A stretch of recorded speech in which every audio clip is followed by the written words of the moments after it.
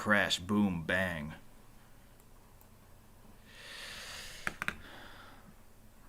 All right, I think we made it, guys. Yeah. All right, we are here. 19 watch. Yeah. I should mute my other laptop that I have here so we don't hear Doug twice. Hmm.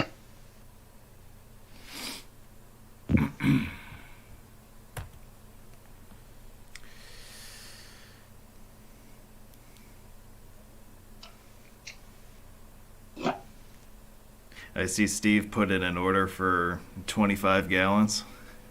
Yep. Yeah. That's funny. Or as my mom says, ice cream is her middle name. I can't remember if it was Steve or Billy Riddle. I think Steve's been to the Abbey. He's been to Pippa's, where is the little bar and restaurant across the street from our house. But I think Steve, have you been to Abbott's with us? See if he replies. But I've been to Abbott's in Rochester. I've been to the Abbott's in Concord, North Carolina. Yeah.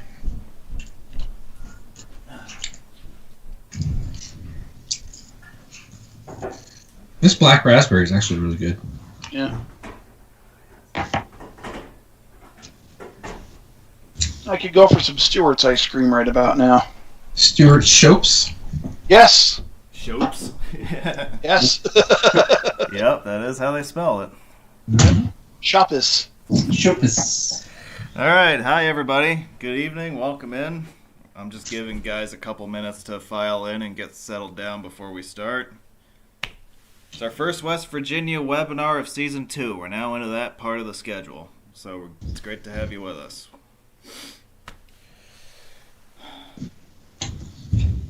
I could go for some ice cream right now myself. Yeah. Oh, next time, if we ever do one, live in person, and y'all are down here, we can just go to Abbott's and have it at the Abbott's. Yeah, we could have an ice cream social. Yeah, that would be pretty cool. Yeah. I think we had an ice cream social following the Watertown, New York meet a number of years back. So Because there isn't much to do there. So, should we? I'm looking here because I like the band Chicago on it. Their whole "Make Me Smile" was called "Ballot for a Girl in Buchanan," which was named after Buchanan, West Virginia. And I don't think, unfortunately, I'm sure we couldn't use the music in YouTube rules, but there is part of that whole medley of 7 songs that included "Make Me Smile" and "Color My World" is an instrumental titled "West Virginia Fantasies." So we'll leave it at that.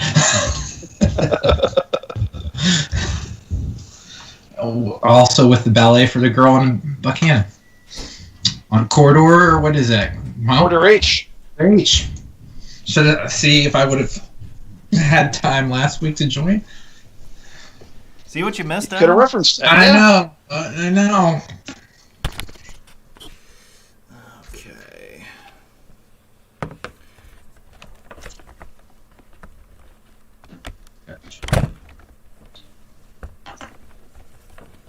Joining us this evening via Skype, we have a couple of folks from the Gribble Nation universe.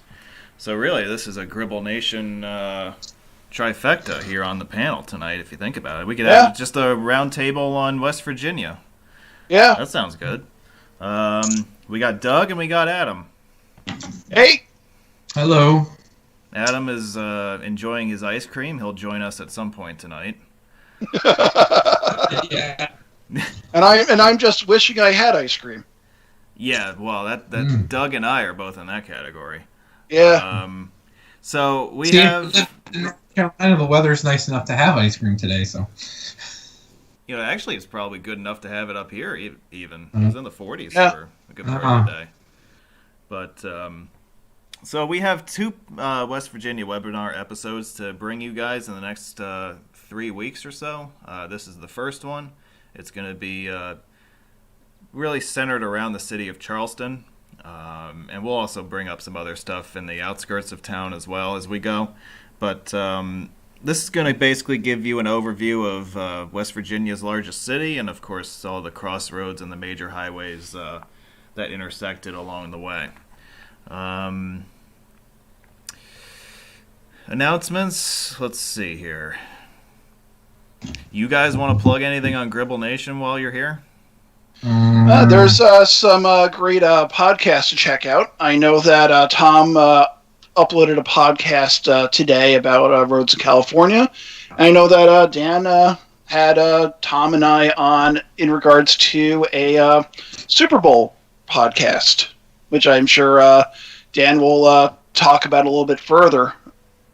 Yeah, the interesting thing about that episode is that this is the first podcast episode we've done that features the voices of all four of us. Adam is in it because of his sponsored ad segment. Doug and Tom called in to break down Kansas City and Tampa roads, respectively. Yeah. So we've already had a really interesting first on the podcast. I threw in some interesting tidbits about Kansas City. Yeah, definitely check that out. It's the latest episode. On my end, go ahead. I'm sorry. Yeah, definitely check that out. It's the latest episode of Just Passing Through. It came out on Friday. It's really geared as a Super Bowl preview show for road enthusiasts. Instead of breaking down the teams, we're breaking down the roads in each city. So if you think you want something a little different for your Super Bowl pregame festivities, check it out. I think it came out pretty well. Yeah, I listened to it yesterday morning. It turned out pretty well, I thought.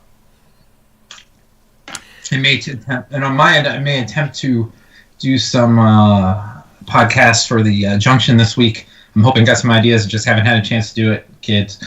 And then also been working on the Carolina Crossroads. I did a road geeking trip local last Saturday, hence why I wasn't on the Corridor H call.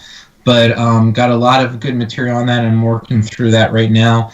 And has got on this old little supper club that still has an abandoned sign that's right off of 85.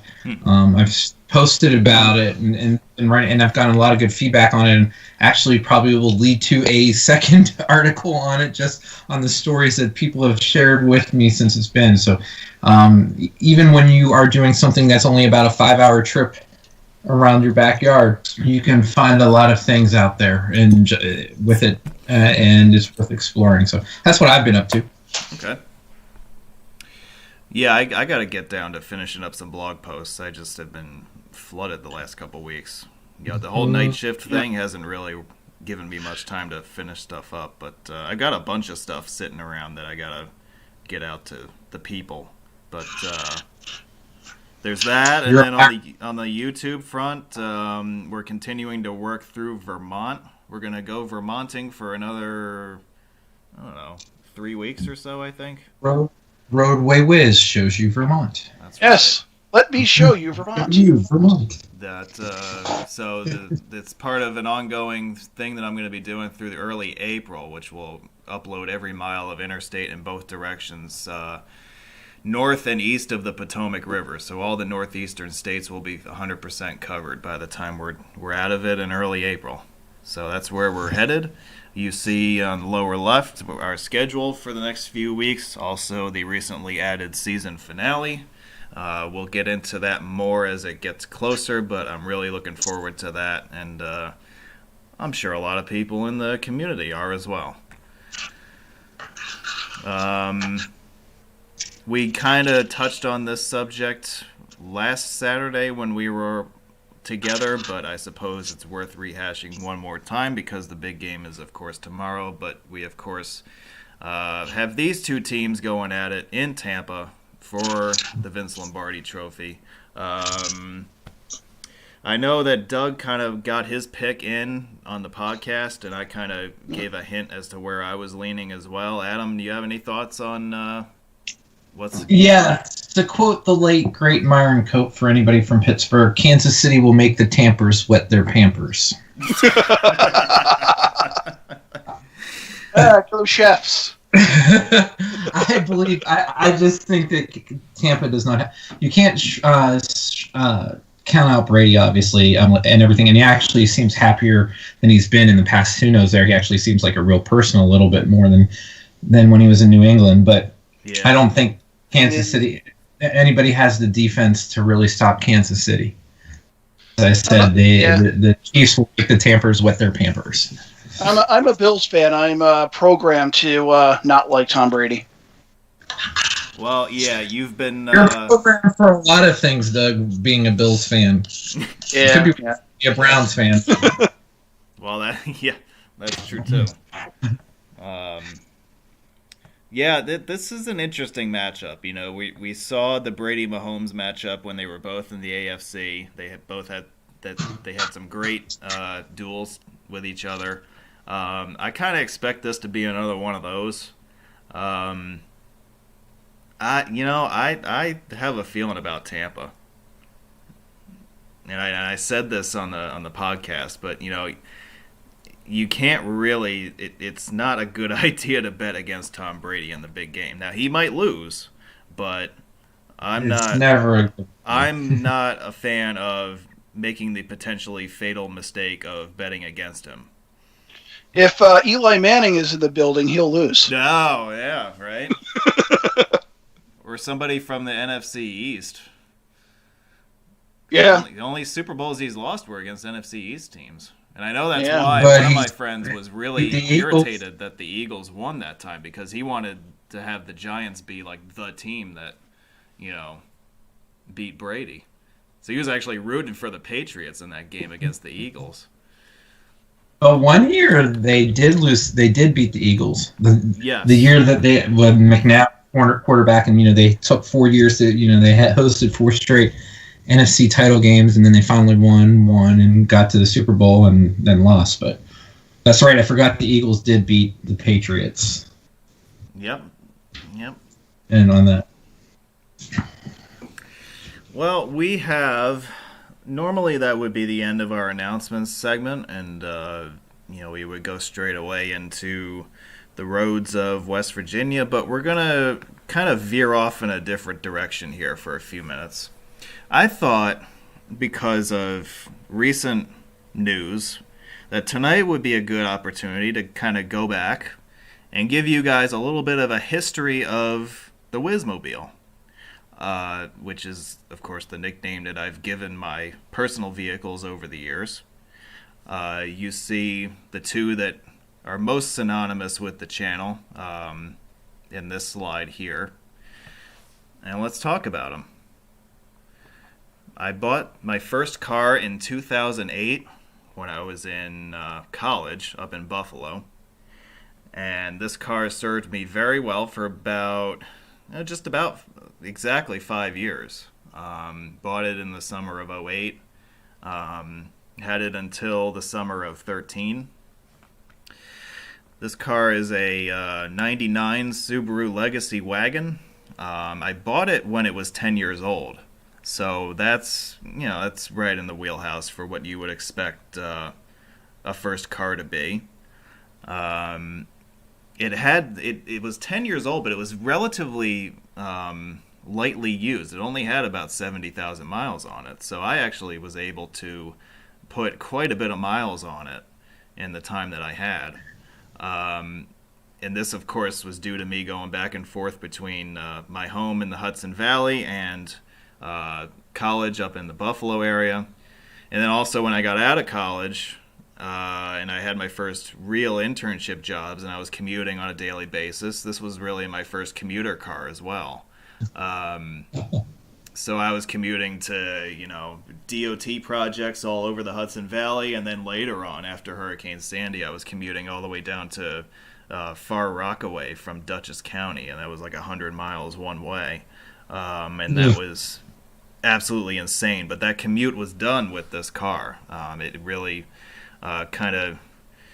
it was the thing that got me to and from my first real jobs in a lot of ways. And of course, this was the car that I had in 2010 when I founded the channel. The first 3 years worth of videos that were uploaded onto the channel were filmed in this car.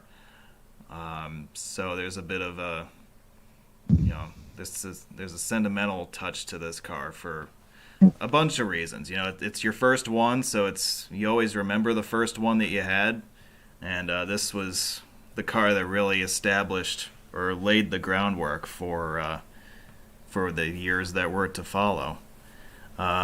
This slide shows you all the states that the first Wizmobile visited.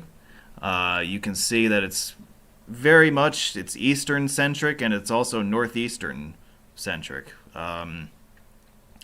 North Carolina is in there only because I have to count it, because at the south end of the Chesapeake Expressway I decided to dip into North Carolina for about 30 seconds. So that's why North Carolina is on there.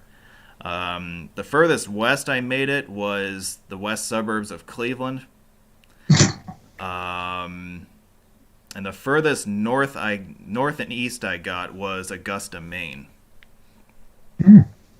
So that you kind of draw a point between those three, and that's pretty much where I spent all of my time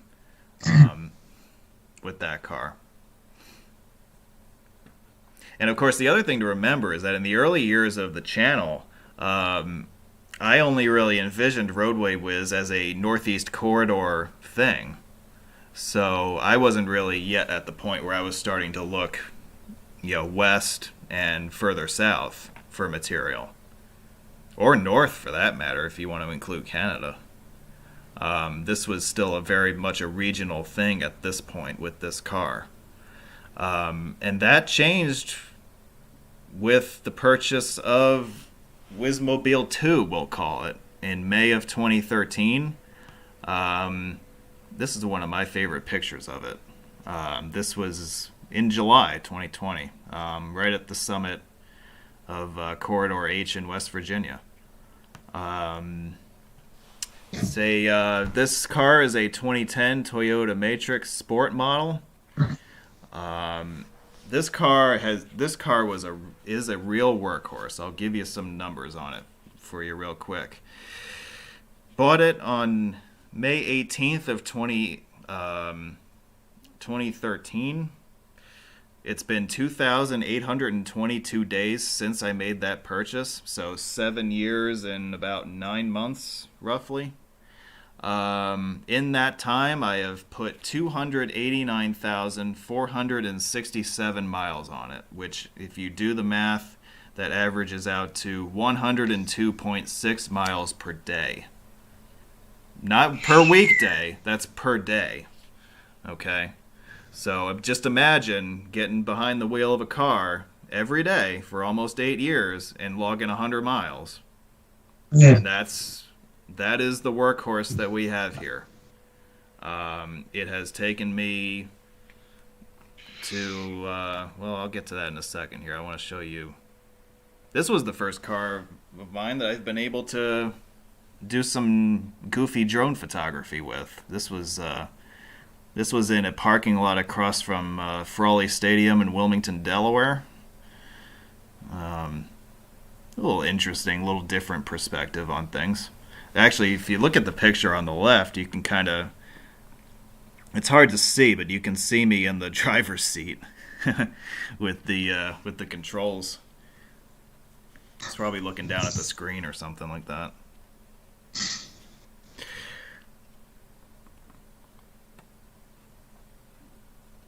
This car has also been in meet photos, as evidenced by the meet photo of the 2015 Scranton meet. The bridge in the background carries the north end of the Northeast Extension over US 11 near Clark Summit. Yeah, I'd leave that meet early. I went for lunch, and then I had to drive from Scranton to Poughkeepsie for a wedding. I did a long trip that day, Albany to Scranton to Poughkeepsie, then back to Albany. Yeah, somebody was proud to be of Cherry Valley, I see. Yeah, I think that was Adam's sign, wasn't it? Yeah. I love that Adam is rocking the Quebec Nordiques shirt or hat. Yeah. Yeah. I'm not a fan of what is that? That's a Patriots shirt he's got on. I think so. I think so. Yeah, he is a Pats fan. Oh, I forgot about that. Yeah, they had one They were all holding signs. We can't all be perfect. That is true. So this car managed to sneak into a meet photo. One of my cars was in a meet photo for the 2005 State College meet. Oh, was that one? Yeah. Wasn't it where? Go ahead. Yeah, go ahead, Doug. Wasn't it where everyone got John Krekoff laughing about everything? No, that was one of the Atlanta ones. It could have been. I mean, it's easy to get John Krekoff about everything. Yeah. That was. We didn't go with that one. There's a good story. CJ can tell it of myself, him, Brian Polidoro at the State College Eden Park. And that's where CJ was making me laugh all the time by saying "fluffy pillow" or something like that. I don't know. There's something CJ. And so I was losing there. But after the meet, I think Jeff, Brian, CJ, and I, we went going through and getting keystones and did some stuff. I can't remember who all went. It might have been the four of us. Or I know Brian Polidoro and myself did.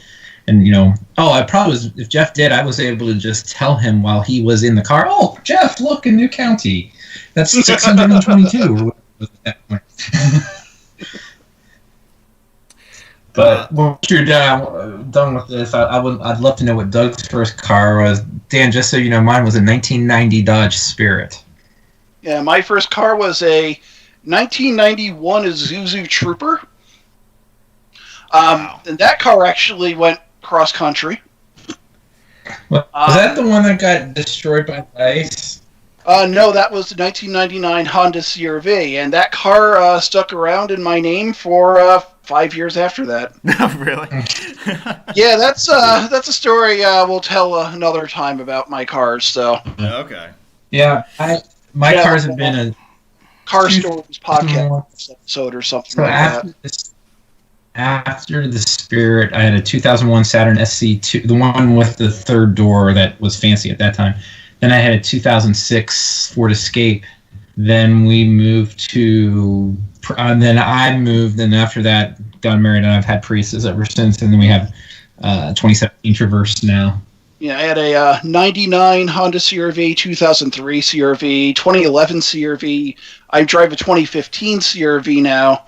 And I've gotten to the point where I name my cars after former presidents. My car I call Silent Cal after Calvin Coolidge. My 2011 CR-V I called Chester A. Honda after Chester A. Arthur. There you go. Yeah. Yeah, I just call them Wizmobile. That's it. I don't call mine anything. I just call it my car. So I'm the boring one.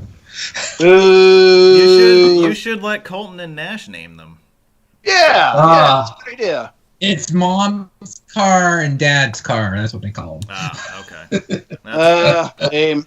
But I hardly drive the Prius much. We drive the Traverse all the time. And the Prius, since COVID, there's some months I've only put in 100 miles on the Prius since the COVID. Yeah. Well, so there they are, side by side. Yeah. So circling back, the only time that these first two cars ever met was right after the second one was bought, and this picture was taken in 2013 in my parents' driveway because I was still living with them at the time when I bought this. The thing that I was thinking about recently was that when I bought the Matrix, which is the car on the right, I had been with Tappan Zee Constructors for no more than 10 days. One of the things that I said after I said I was going to do, once I secured a full-time position, a good-paying full-time position somewhere, was I was going to buy a car. That was going to be my first big expense. And believe it or not, that was the first, job I had that was not internship level or, it was a good paying full-time position. So, heck of a way to start out, I suppose. But, yeah, about less than 2 weeks after I started, boom, I bought this car. So it's really been interesting to see the continuity that I've had over the years. Everything else has changed, everything around me. I've met so many new people. The channel has grown to, immense new levels of viewership and popularity. But the one constant over the last almost 8 years has been the car that I'm driving. It struck me recently that's been the one thing that's been consistent this whole time. Now, if the first car was strictly a northeastern regional thing, the second car was responsible for me really branching out in all directions. You see, not pictured here is the Canadian provinces of Ontario and Quebec, which the car visited. I made it as far west as the suburbs of Louisville in this car. Made it as far south as Key West in this car. Made it as far north as Holton, Maine in this car, at least in the U.S. The one thing you'll notice, the one quirk on this map that maybe you're picking up on, is that Rhode Island is not filled in. I've not been to Rhode Island with this car. Because all the stuff that I filmed with Rhode Island was with the original car, like a matter of maybe a couple of weeks before I bought the car that I have right now. Or Cape Cod isn't filled in either. Yeah, that's weird. I don't know why the map does that. Although, I mean, I guess if you want to go there, I have not been to Cape Cod with the Matrix either. Yeah, you should go sometime. I would recommend not going during the summer. Well, that's true. Yeah, I was thinking about maybe in the spring. Yeah, spring. Like I've been out there in like the middle of May a few times, and it's a nice time of the year to be there, I think. Yeah, I went in April or May last time, and I really liked it. So it was warm, but there weren't that many people. And now with the drone, I'm kind of itching to get back to southeastern New England and do some stuff. There's a lot of bridges out that way that are pretty neat. So we'll have to wait and see about that. So that's Wizmobile 2. In recent months, its reliability has sharply declined. It was getting to the point where I was going to have to make major investments in it just to keep it running. And I reached a crossroads a couple weeks ago where a decision was made that something had to be done. Long term, not just short term. So, folks, please welcome Wizmobile 3. Da da da da da da da. I closed the deal on this just a matter of 2 or 3 hours ago, as we're recording this right now. Yeah. Does it have California emissions? No, I'm going to say that it's compatible with all the states that I'm ever going to need to drive in with this particular car. This is a 2020 Subaru Impreza. It's picking up where my first Wizmobile left off. I said to myself a couple years ago that if I bought a new car, I would want to have a Subaru, and I would want to get back into that realm of things. Well, this one just happened to be on the market right at the perfect time, and I had to have it. I took it for a test drive, and I wasn't expecting to like it as much as I did, but it reminded me so much of the previous car that I had, and I just couldn't turn it down. It was a good deal, good financing, and as I said, it was the right decision for the right moment. And this is going to be the car that is responsible for a lot of the new footage that you will be seeing in the eastern states. It'll be one of those things that helps keep bringing the channel forward into the future. And helps bring you to and from work. Well, that too. That's important. I'll show you a few pictures from today. You can see it's a hatchback, on the picture in the upper right. That's very handy for the kind of work that I do in the engineering realm out in the field. So that's good. That was one thing that I absolutely had to have. Unlike the previous Wizmobile, which had a grayish tint to it, this one is pure black, which appeals to me. Here are a couple of pictures from earlier today, taken just a matter of a couple hours apart. I stopped here along the banks of the Hudson River in Highland. I know Doug has been here before, but so he knows exactly where this is. I think Adam's been around there before, too. Adam, have you been down here? When I lived in Albany, I've come down. Oh, okay. So yeah, but that was 15 years ago, so... Yeah, well, you should bring the family up this way again. We hope to. We plan on it. Yeah. One day, just not right now. yeah, I wouldn't recommend doing it right now, but yeah. Doug and I will have to host Adam and family for a period of time up this way. Yeah. There's plenty of stuff to see, whether it's road related or I know. Yeah. I know. They want to come up and everything else. We've been up to New England, New York once when Froggy got married back in 2015. It was before Nash was born. So that's the last time we actually been up New York, New England. So that was the parting shot with the old car and the first picture with the new car. And I had to make sure in the upper left that the amber lights for work that I install on the roof, that they're functioning, that everything's good to go there. Also, I really like this car too, because look at on the lower right. It's like they build a little table for my dash cam. It's like freaking perfect. It's like they designed the car for me. That's really nice. Yeah. Of them.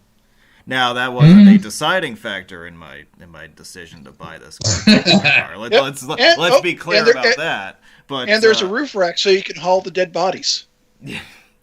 Yeah, well, I'm gonna hope that somebody else picks them up first. Yeah,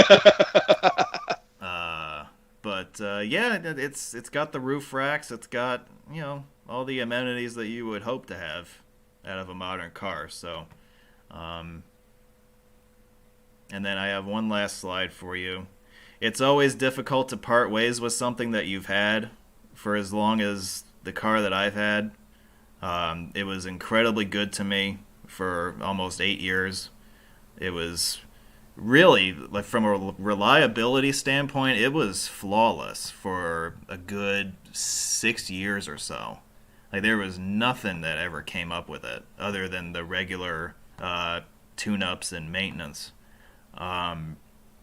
It was a good car, man. And a friend of mine recently bought a Matrix. And I said, dude, that's an awesome purchase because that engine is never going to stop running. And really the reason I'm getting rid of the Matrix is because everything around the engine stopped working. The engine is perfectly fine. The engine could probably keep going for another couple 100,000 miles. It's just one of those things where it was time to move on. And the two cars, number 2 and number 3, had a brief little meeting. I'm not sure what they discussed. I turned my back on them for a couple of minutes, but I'd be interested to know what they talked about. But that is the passing of the torch right there. I know when I've sold my old cars, I actually gave my car a pep talk right before the last time I saw it. Really? I'm like, it'll be okay. I'm like, thank you, it'll be okay. Yeah. The old Wizmobile will continue to live on, though. The spare key has been retained. Really, the spare key from the Subaru that I had before has been retained. I do have the plates.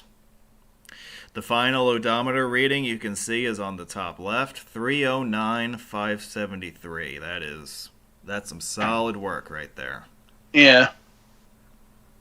And Steve is right. It absolutely was time to upgrade for a variety of reasons. But now was a good time. The time was right finally, and I'm very pleased with the purchase that I made. And I'm looking forward to it. I had just about 8 great years with the Matrix, and I'm hoping to have 8 great years with the Impreza. So I think we need to have a little bit of a toast here real quick. Shapilov, everybody. Shapilov! All right. Yep. So here's the map. I have not left New York State yet, as you can see, with Wizmobile 3. I'm sure that will change very soon. It'll be interesting to see in the coming years how much of this map gets filled in. Oh, yes, and now you can move to Vermont and fit in, says Josh. I could move to Maine and be Corco's neighbor. Yeah? Or Connecticut. Has he made his mind up yet? We'll find out on Wednesday. I guess we'll, yeah. So that was a history of the Wizmobile for you. Again, we just turned the page today, and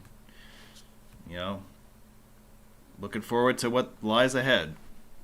Hopefully a lot of new memories to be made with this newest edition. I'm going to take a 2 or 3 minute voice break here before we get into Charleston. We'll come back. What time is it now? It's 6:41. We'll start promptly at 6:45. Actually, it's 6:42 now. We'll start at 6:45 on the double. Ooh, all right. I shall go get an adult beverage.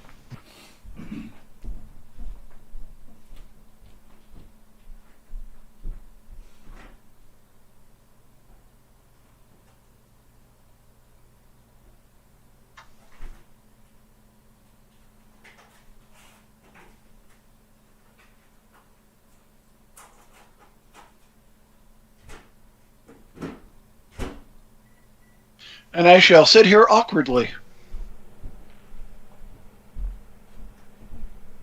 I'm going to owe a lot of people a first drive in that car by the time this pandemic is over. They're going to be lining up around the block. I know the last person I've had as a passenger in my car is Steve. Yeah, I'm trying to think, too. No, you know what? It was Steve. So Steve was the last passenger in the Matrix. You know why? Because we did that online road meet in Atlantic City, and that was like the last thing that we did. Yeah, and he was up the weekend. He was up the weekend before, and that Sunday, I think it was like March 8th or something like that. We actually drove around Columbia County for a bit. Okay. Got to see some places there for a few hours before he headed back to New Jersey. We'll see the pictures on his website at some time down the road. The Times Union today is saying that Amtrak is considering restoring the corridor from New York City to Scranton and possibly to Binghamton. Wow. Amtrak? Yeah. Mm-hmm. And then extending the Wolverine back into New York instead of Chicago to Detroit. No, that's Amtrak Joe for you, right? Yeah. Mm-hmm. Yeah. Well, that would give guys an excuse to restore all those railroad bridges we talked about. The Delaware River ones, the ones along the what do you call that? The Lackawanna cutoff, and then further north on the Summit cutoff. Yeah. The Ethan Allen to extend it from Rutland up to Burlington. I know that's been something before. And then the Vermonter extended to Montreal. Yep. And then obviously they're looking at redoing service in Tennessee and Ohio and Nashville to Atlanta. There's a lot of stuff in here. Yeah, sorry, because I've been wanting to take the Adirondack at some point, at least up to Plattsburgh and back. I don't want to wait for a few hours at customs going into Montreal. But I've taken Amtrak down to Croton-on-Hudson. I've taken it from Montana to upstate New York. That's a little too long of a time to be on a train. Yeah. Every time I've had would like to ride it from here in Charlotte, I've had something. The weather's changed where it wasn't. I was going to ride it from here in Charlotte or get on in Kannapolis and take it to Raleigh because I had to come back from a flight from out of town over Christmas, and the weather was stuff. So I just ended up changing my flight directly to Raleigh. But I was going to fly to Charlotte. My wife would have been there earlier. I would have got in the night. And then just taking the train to Raleigh. I was looking forward to that, and it just I mean, it's probably the right distance and time to be taking train. A few hours. It's a nice change of pace. Yes, and I see it is now 6:45. All right, as promised, we have Mountain State Capital. Charleston has a population of 47,000 in the city. Metropolitan population is about 200,000. You can see that these are not particularly impressive numbers when you compare them against other cities in America, but they are tops in both cases within West Virginia. We will be emphasizing this this week and probably in future episodes as well, but Charleston is really one of the big crossroads points of the state. It certainly is a crossroads point within the interstate system. We have the three mainline routes that converge here, as you can see. It's also a major railroad crossroads point. Yeah. Want to throw in, just for comparison, it compares fairly similarly to Binghamton in terms of population. That is true, yeah. And number of interstates. Yeah. Right. With 86 now, yeah. That's interesting because one of the things that I immediately thought about when I was driving around Charleston was, hey, this feels a lot like Binghamton. Because I'm very affluent with the lay of the land in Binghamton because of my family connections there. But that really immediately came to mind when I was driving around. So that's interesting. Charleston is, of course, the state capital of West Virginia. It's also one of the main centers, or it's centered in an area that is rich in natural resources such as coal and other minerals. And we will be talking about the impact that the interstate system has had on the city's development over the years, as well as the more recent ADHS system. Mm-hmm. Got a couple of old maps for you. This is, pre-interstate era. I want to say this is somewhere around the 30s. I'm sure that by looking at the U.S. route designations, some more affluent members of the road enthusiast community could better pinpoint the date here. But I believe it's 1930s. This was 40s. I don't know if West Virginia had that. It's interesting how West Virginia's style for years has been the same with their maps. That's the first thing I picked up is like the 3, the 14, even the U.S. shields well into the 90s until modern day. They basically use the same format. So it might be a little later than the 30s, but what's interesting to me is that this base format was at least 5 decades worth.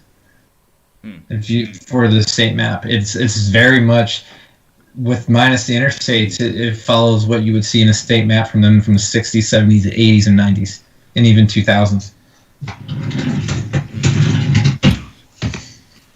Yeah, so before the interstates came along, this was a crossroads for the U.S. highway system, right? I mean, we see a whole bunch of them on this screen here. 60 and 119 are still big players. 35 has shifted to a westerly alignment. 21 no longer goes through West Virginia, but it is still here represented for the time being. Even 119 basically looks like that came into Charleston from the south a different way than it does now too. Yeah, 61, yeah. Mm-hmm. Yeah, and if we fast forward to about the 60s or so, we now have the beginnings of the interstate system taking shape. Uh, 79 was a dotted line for a long time before they decided on where it was going to go finally. You notice the other thing is that, well, this is the north end of the turnpike right here, but you notice how right in the Charleston area, everything is either a dotted line or it just ends. And we'll get into more about what was going on here, but there was a lot of uncertainty about alignments of freeways through Charleston. And then you combine that with the uncertainty of where I-79 was going to fit into this. And it wasn't until relatively late, like in the 70s, when this all kind of finally came together. And let's not forget what we talked about in the West Virginia Turnpike video, where when 79 was, that the whole thought was 79 was going to go to Beckley instead of to Charleston, and that was changed when it was formally extended from Washington, PA south in like 1959, 60, or 61, and then they did a swap, and that's when 64, which was supposed to come up 60, went down to Beckley instead. But it'd be interesting, what. And we talked about it a little bit in that video, how different Charleston would have looked interstate wise if 79 would have went to Beckley instead of to Charleston. Yeah, and it's interesting to consider how different those two cities would be. Charleston from a development standpoint, and also, how different would Beckley look today. And Beckley wanted it because they were saying the better hospitals were at Morgantown because of the University of West Virginia, and there was in Charleston. Yeah. Yeah, it's one of those hypotheticals that are very interesting to think about. But the system we have today looks like this. Charleston sits at the confluence of the Kanawha and Elk Rivers, as you can see. 64 comes in from Huntington, crosses over the river, crosses back through town, and then exits to the south towards the turnpike. 77 comes from the Parkersburg area and then joins up with 64 downtown.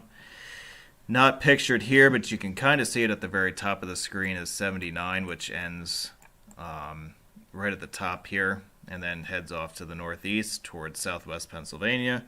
Also, it should be noted that ADHS Corridor G begins right in Charleston proper and then makes its way towards eastern Kentucky that way.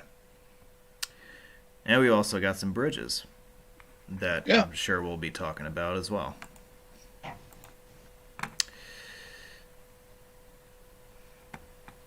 So we talked a lot about the West Virginia Turnpike on the aforementioned West Virginia Turnpike virtual tour episode. And if you have not yet seen that, I highly recommend that you check it out.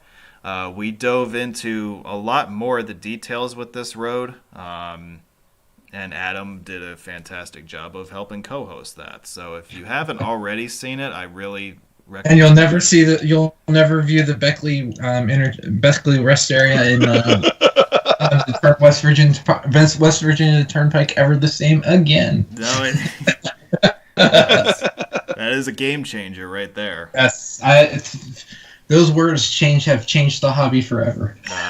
That's one of those moments that will live in infamy in hobby history, right? Yes. Yeah, but it was the turnpike. I'll briefly recap some of the history while we're here. It was built in the 50s, envisioned as one of the main streets of West Virginia after World War II. It was built in the 1950s as a 2-lane road originally.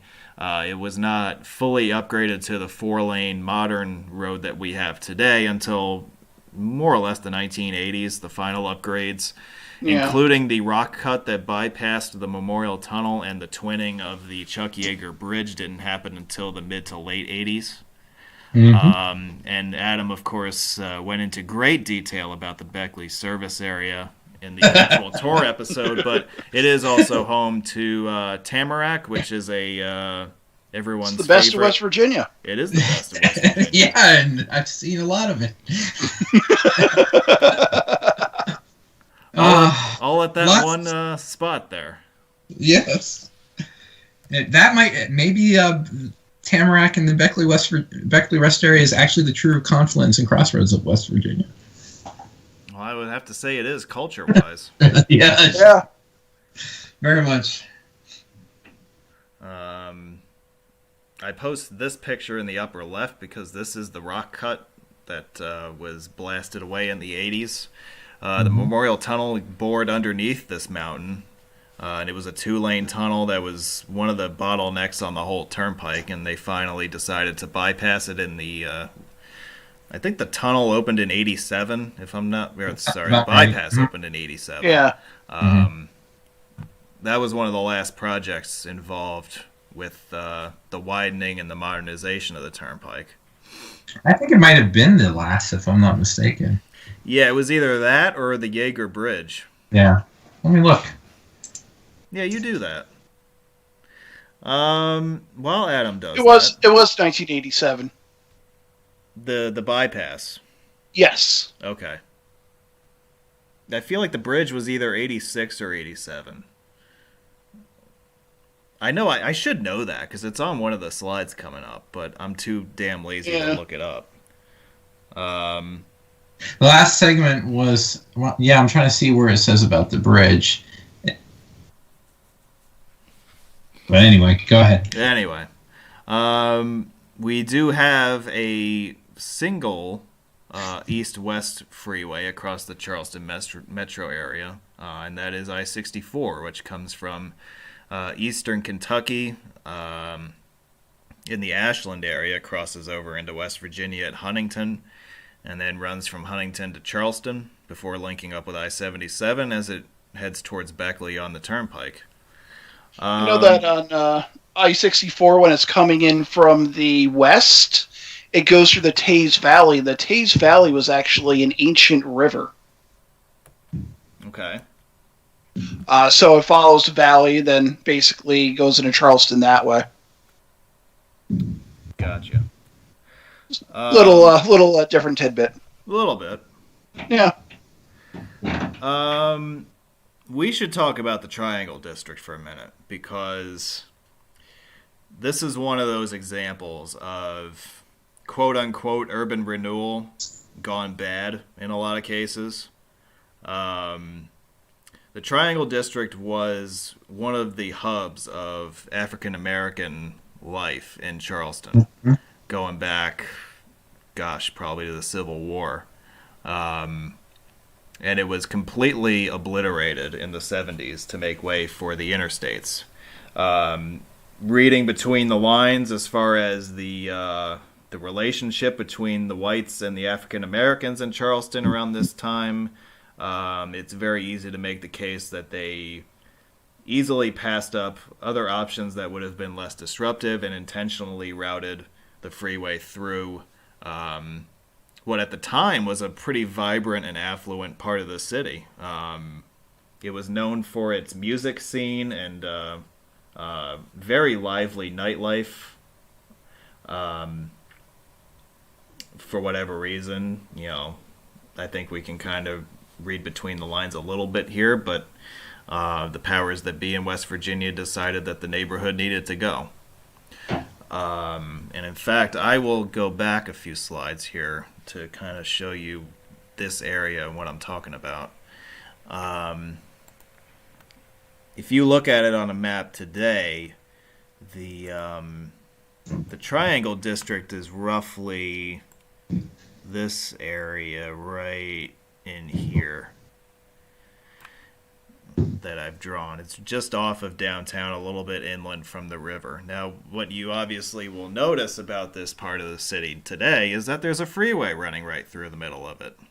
And the accounts that I've read suggest that there were at least 1,000 residential dwellings that were demolished to make way for this highway. I'm going to quote from an article that I have open on my other laptop here real quick. 1974, following a series of development projects, the neighborhood was demolished, and hundreds, perhaps thousands of residents were forced to relocate. Some even left the state. It was one of the many predominantly black communities across the nation that was decimated by urban renewal and the interstate highway system. It's important to note at this point that, this is not just a Charleston thing. This happened in cities all across America. Similar things like this played out everywhere.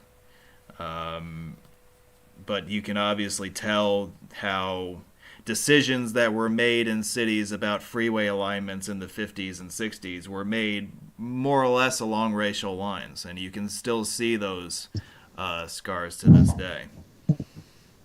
So in this picture in the upper left, on the elevated structure heading around the northeast corner of the downtown area, you're driving over what used to be one of the more,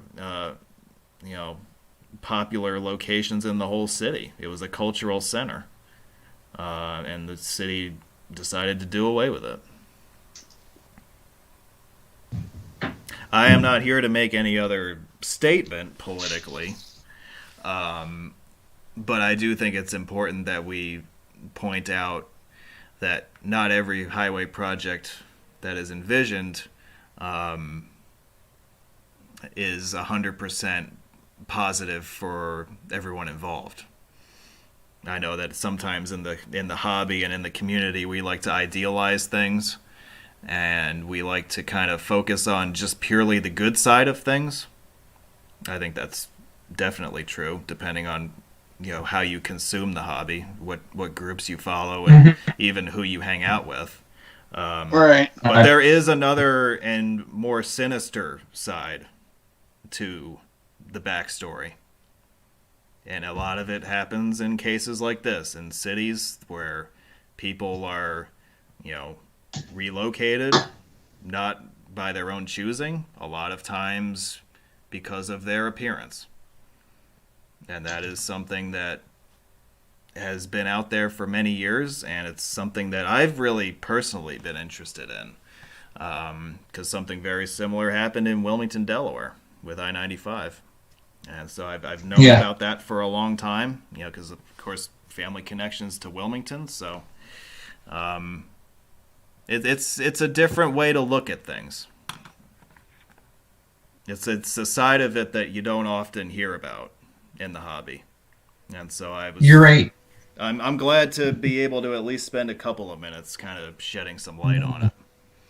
No, I think it's good and important to go through it, and especially just in anything. And there's so many offshoots in the hobby, like as I'm doing with North Carolina towns and different things to learn. And I think, it should be brought up and with it, just as you did factually, and brought in. And I think that's a good way to put it, because you're right. A lot in this within this hobby, there's a lot of people that says any road's good. It doesn't matter, and doesn't look at the impacts and different things like that. And obviously it was a different time, and we're looking at it in hindsight and different things, but a lot could be learned. And I didn't know that detail of it, so I appreciate you sharing and telling that and explaining it, because it does. I'm not very much familiar with Charleston completely, but it adds to it, and just adds perspective into the road and how it was built. And how we say in Gribble Nation, every road tells a story, and this is just a small subset of it, and it had a major impact, on various, socioeconomic lines. So, no, I didn't know that. I'm glad you shared it. Yeah, it's an interesting story, because when you realize, what happened after everybody was cleared out, Charleston has really never been the same since then. You took really what was the equivalent of the French Quarter of Charleston, and you just blew it off the map. And, driving around Charleston today, it's just a soulless place. And, in my travels over the years, the places that I have enjoyed the most have been the places with the most interesting music scenes. Like I loved visiting New Orleans and Memphis and, even St. Louis. San Francisco is very underrated, I think. And I think that Charleston, 50 years ago was kind of along those lines. And they made a conscious decision to get rid of it. And the more I think about it, the more outrageous it sounds. But, yeah, and, we do like to tell stories on Gribble Nation. And, sometimes the stories aren't so happy. Right. And I know that, as a hobby, we like to think of hobbies as being fun and lighthearted and everything. But, the road hobby has its dark corners also that are seldom explored by people. And this is one of those dark corners right here. Yep. Indeed. The back and forth between the West Virginia Department of Highways, the West Virginia Governor's Office, and the residents of the Triangle District became known as the Battle of Charleston. And one of the proponents for the freeway system turned out to be Mayor John Shanklin, who served for 8 years as mayor from the late 50s through the mid-60s. It's interesting that he was originally opposed to all freeway alignments within the city limits of Charleston. Yet magically, as soon as they proposed the alignment of 64 and 77 through the triangle, he flipped his position 180 degrees. He was quoted around this time as saying, I'm quoting from an article here, Shanklin reversed his decision soon after, stating that Charleston can adjust to the impact and that it will eventually become a, quote, great thing. Well, I would say he missed the mark on that. Yeah. So after a lot of back and forth, which came to a head finally in the early 70s, final decision was made in 1971 for the triangle alignment of 77 and 64. The interstate was completed in stages between 1974 and 76, and by 76 it was all over. With God knows how many people displaced for pretty much really a silly reason. I mean, if you look at the map, I mean, there's so many other options that they had as far as what they could do with this. And, again, I'm not here to make any other, political statements here, but I mean, look at where they routed it, and you tell me that it wasn't on purpose. There's a good, I'm going to share it, is West Virginia Public, as you've been talking about this, describing it, there's a good, I'll probably listen to it after, done in 2020 by West Virginia Public Broadcasting, and I'll share the link here. It says, community still grieves loss of Triangle District, once the center of black music and culture, and it goes into it. It doesn't have, I don't know if this is the, where you got that kind of stuff here, but this has a good thing in it. It's basically a 33-minute, if you play it, it's a audio, I'm guessing, or maybe even a video. Adam, that's on the WV Public site. Mm-hmm. Can you post that in the live chat? Because that's exactly what I was reading off of. Okay. Yeah, I think that would be good for people to check out if they're interested. Mm-hmm. Yeah, because, it should be repeated here, because I know that people like to take what people say out of context and all that stuff, but it must be stated that, I'm a big fan of roads. I like roads. I'm an engineer. I work on them. You want to know anything about them, I'll tell you. But I also understand how to call bullshit on something. Mm-hmm. And this stinks pretty damn bad, if you ask me.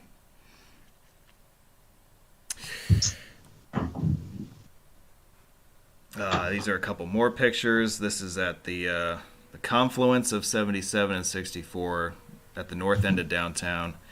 The lower right picture is passing the state capitol in the stretch between downtown and the north end of the West Virginia Turnpike near the Chuck Yeager Bridge. Adam, we have reached the I-79 segment of tonight's program. Yay. Moving on to happier things, finally. Yeah. The floor is yours if you want to talk about 79 in West Virginia.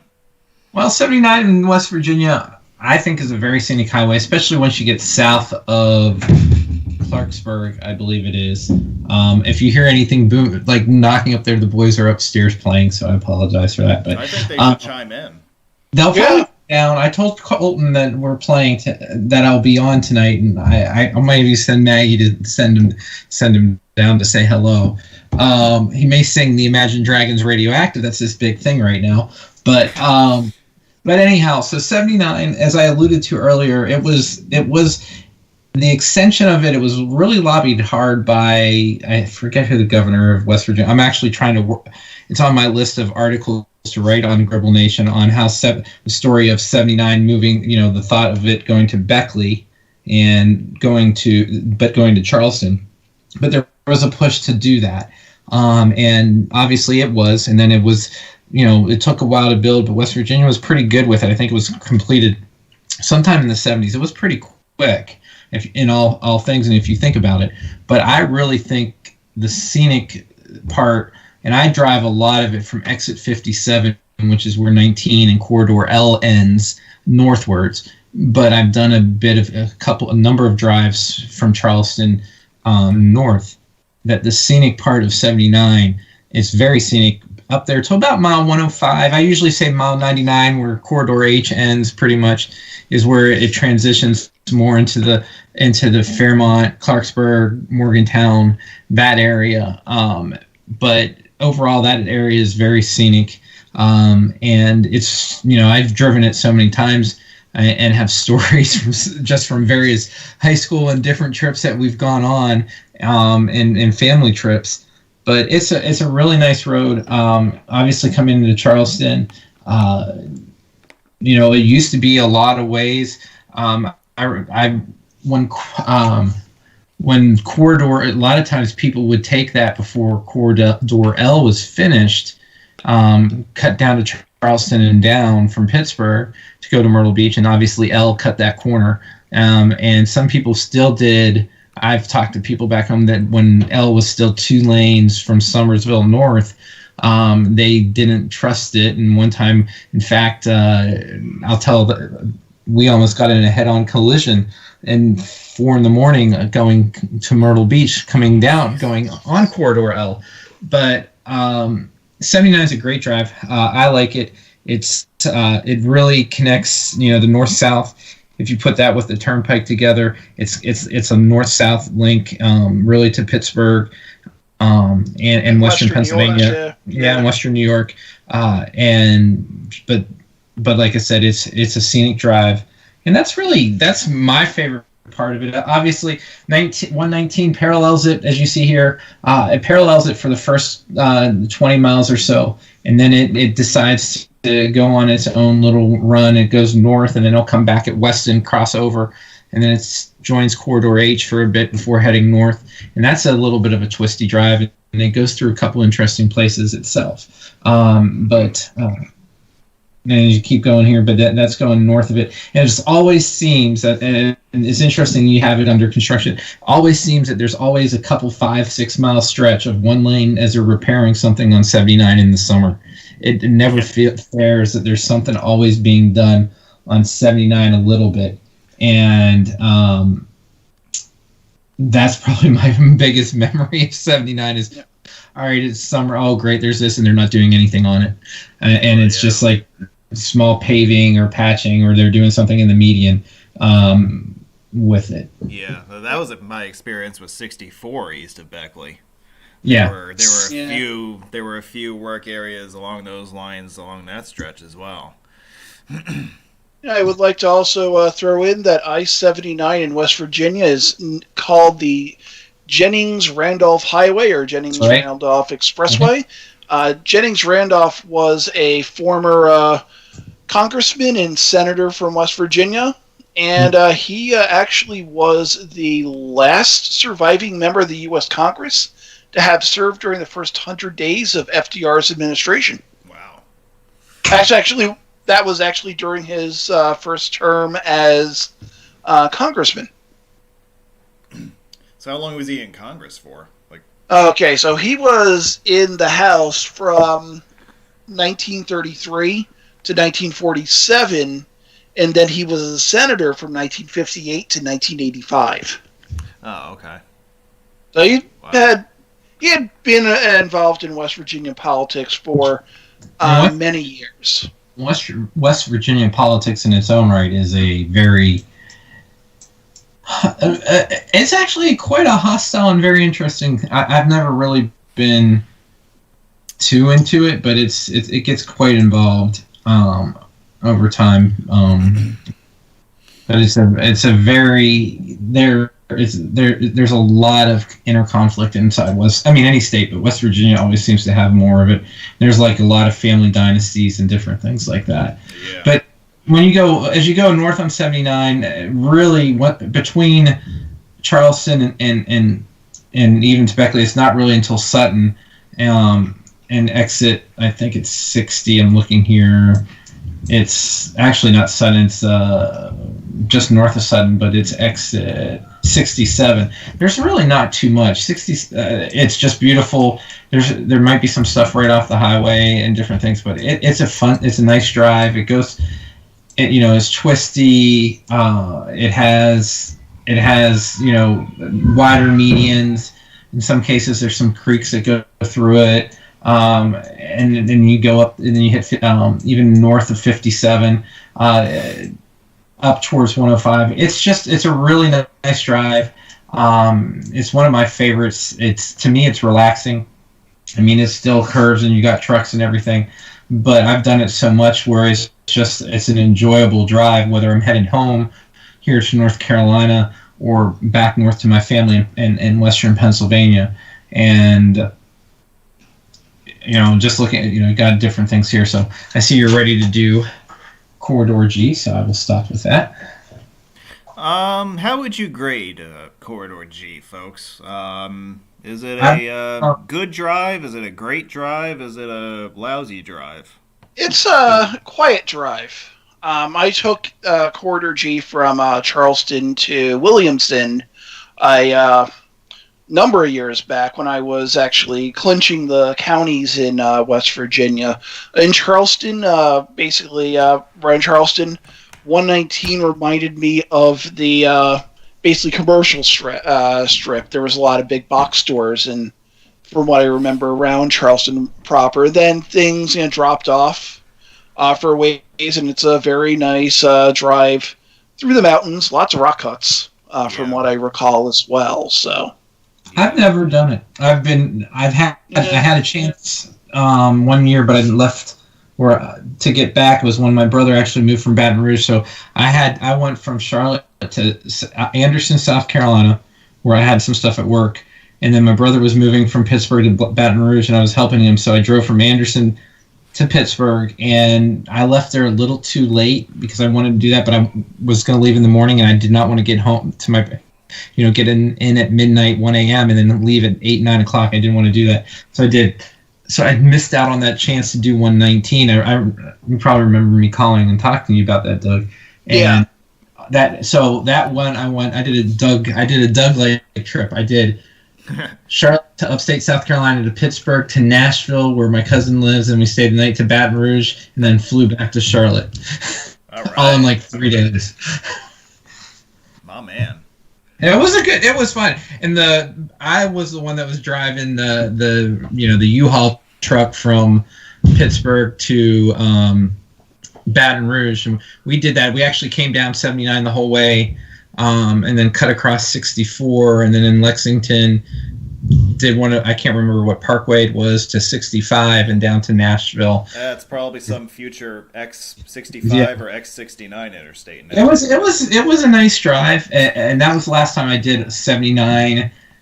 So it was August of 2019 was the last time I did 79 from Charleston to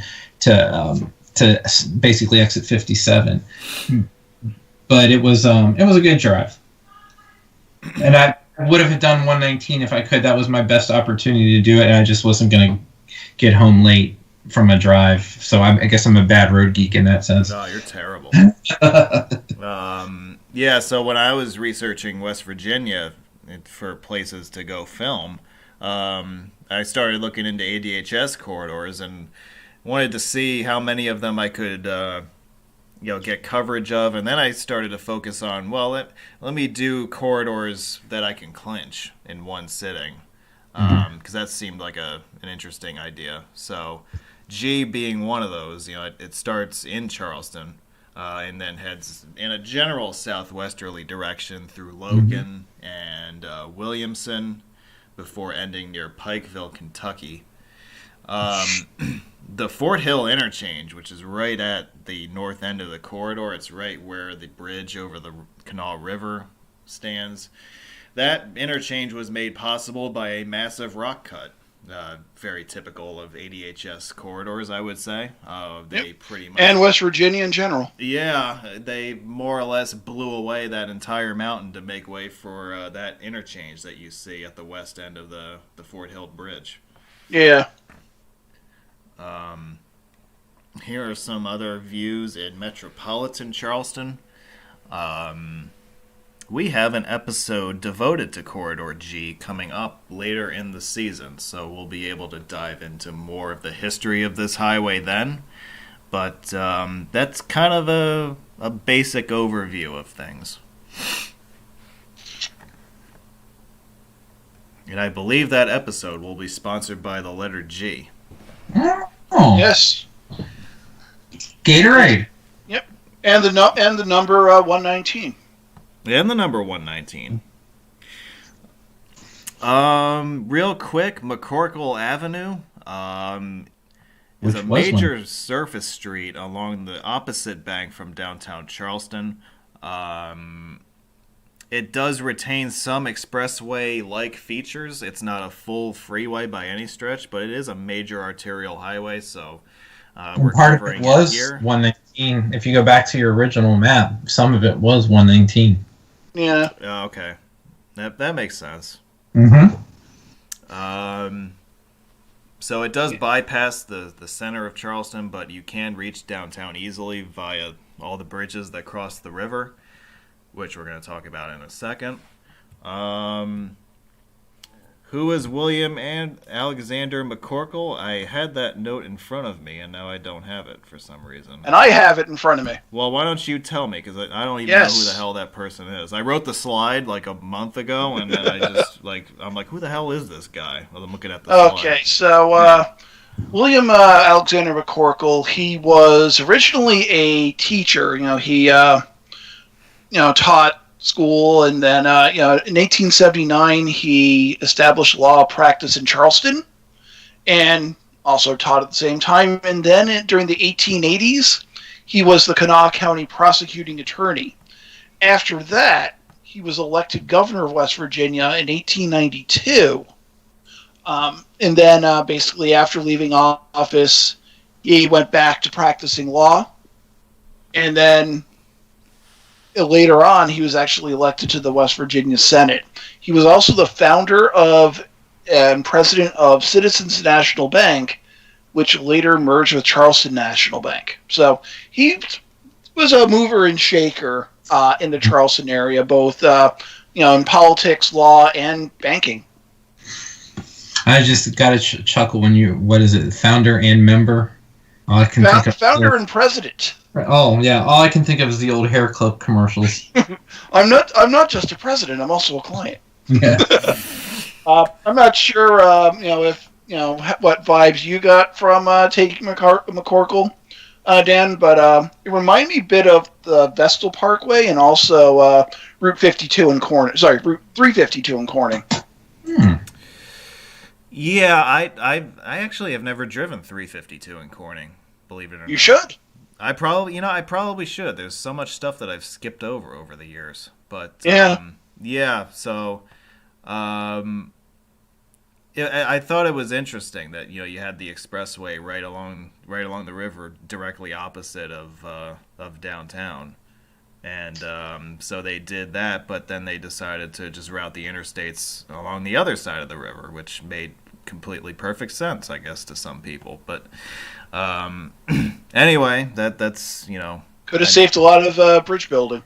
Well, yeah, and other things as well.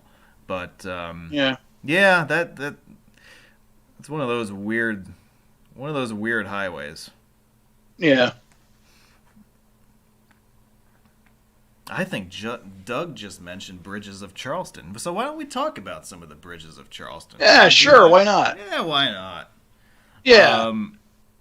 Yeah, before we go any further, I see that Danny Epstein is in the chat, and if he's listening, he should know that I did get his email, and I just haven't had the chance to reply to it.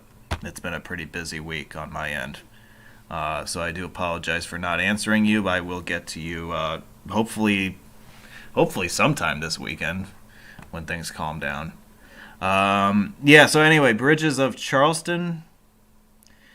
We're going to focus on the bridges that cross the Kanawha River downtown. You can see them listed out here on this slide. I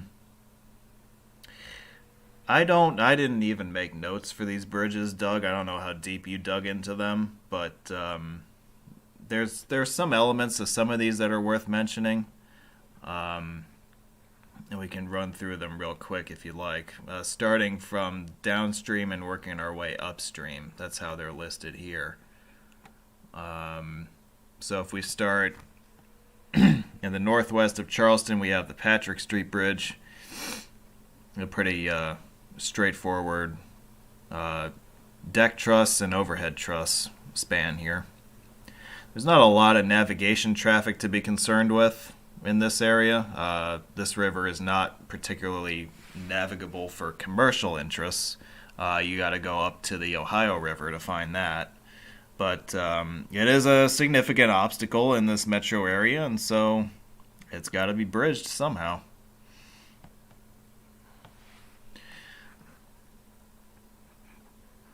We do also have an old railroad bridge in Charleston, and that's this bridge here, the C&O Bridge. The more interesting thing to discuss with this is that there have been rumors over the years about a potential conversion of this bridge to rail trail. Those discussions have kind of ebbed and flowed over, say, maybe the last 25 years. No final decision has been made one way or the other, but it's still in pretty good shape, all things considered, for being over 100 years old, and it would be a prime candidate for that kind of treatment. Also, I mean, you can't tell necessarily because I didn't get to walk on the deck, but if you look at the picture in the lower right, you do have a pretty good view of the downtown skyline and the next bridge upstream. Is that a drone photo? That is not a drone photo. So the West Virginia stuff was all documented in like June and July, and that was all before I had the drone. In fact, it really wasn't a loss that I didn't have the drone, because downtown Charleston is largely a no-fly zone because of the proximity of Yeager Airport. There really isn't a whole lot that I could have done in Charleston anyway. But I do like these angles that kind of make it seem as if I'm like suspended in a helicopter or a drone or something like that. Mm-hmm. The picture in the lower right is taken from the Patrick Street Bridge. Okay.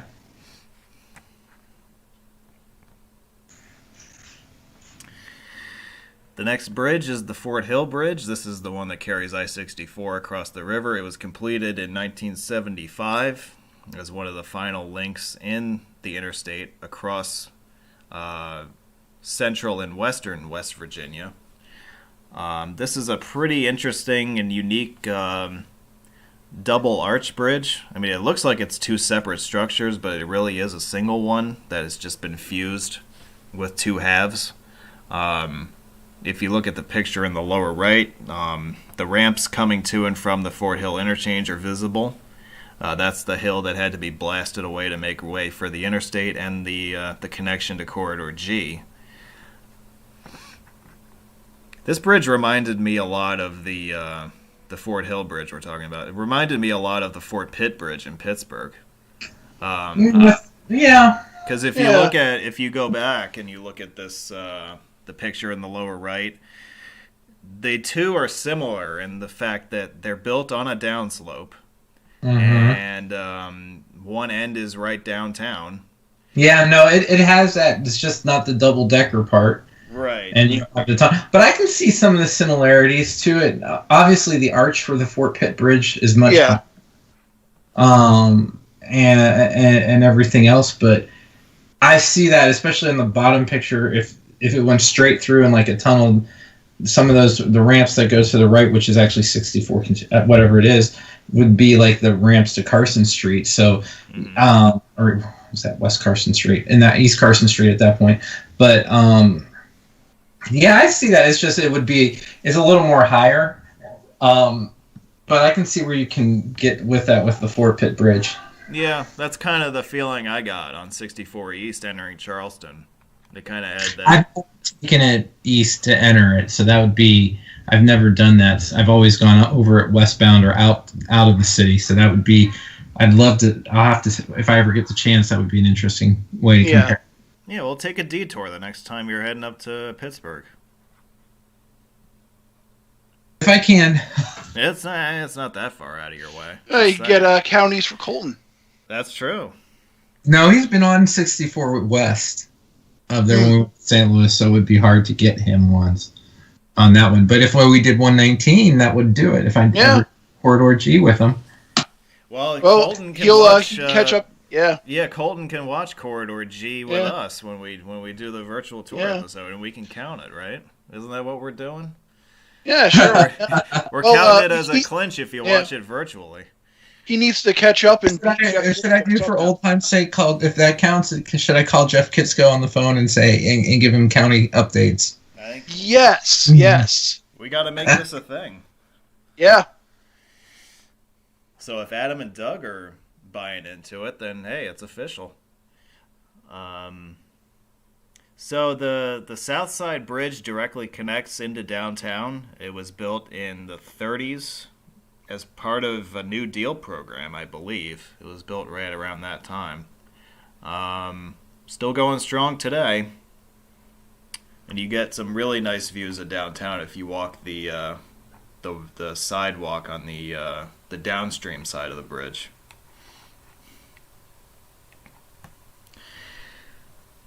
Not every bridge that we ever encounter or photograph can be artistically inspired. We do have bridges like this every once in a while that pop up, but that's okay. They serve the same purpose as all the others. Speaking of, somebody's coming downstairs here in a minute. Hey, Colt. Colt. Do you want to say hi to everyone? Say hello. Hello, it's Colton. Hi, Colton. Hey, Colton. This live stream you're going on. Nicely. They're doing in Charleston, West Virginia. You've been there. Yeah. Remember when we went to the Children's Museum there when we went to St. Louis? Yeah, I want to go there again. Okay. Yeah, These are some Adam, there you go. Hey, why is that recommended? I want to ask Colton a quick question. Colton, I have a question for you. What's your favorite interstate highway?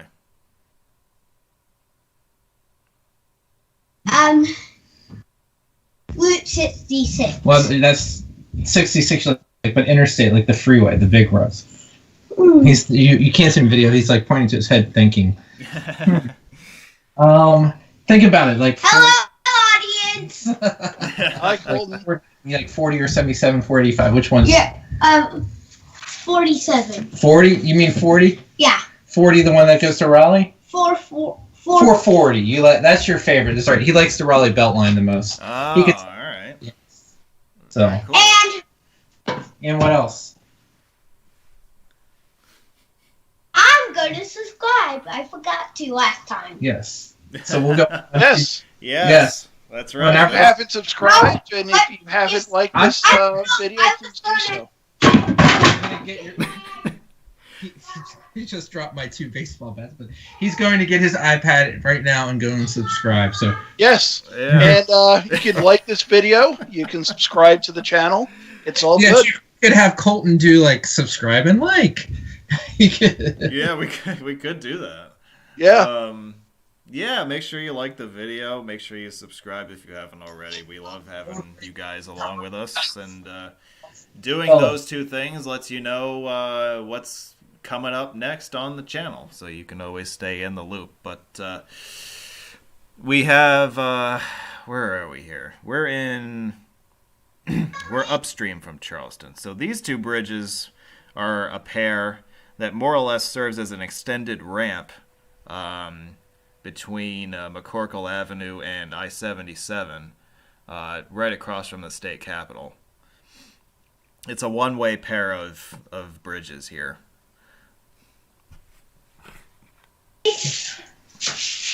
W. Colton's subscribing right now. Awesome. Yes. Here it is. Ivy. Here it is. It's spelled right there. Well, while they do that, I'll show you. I forgot to put it on mute. I'm sorry.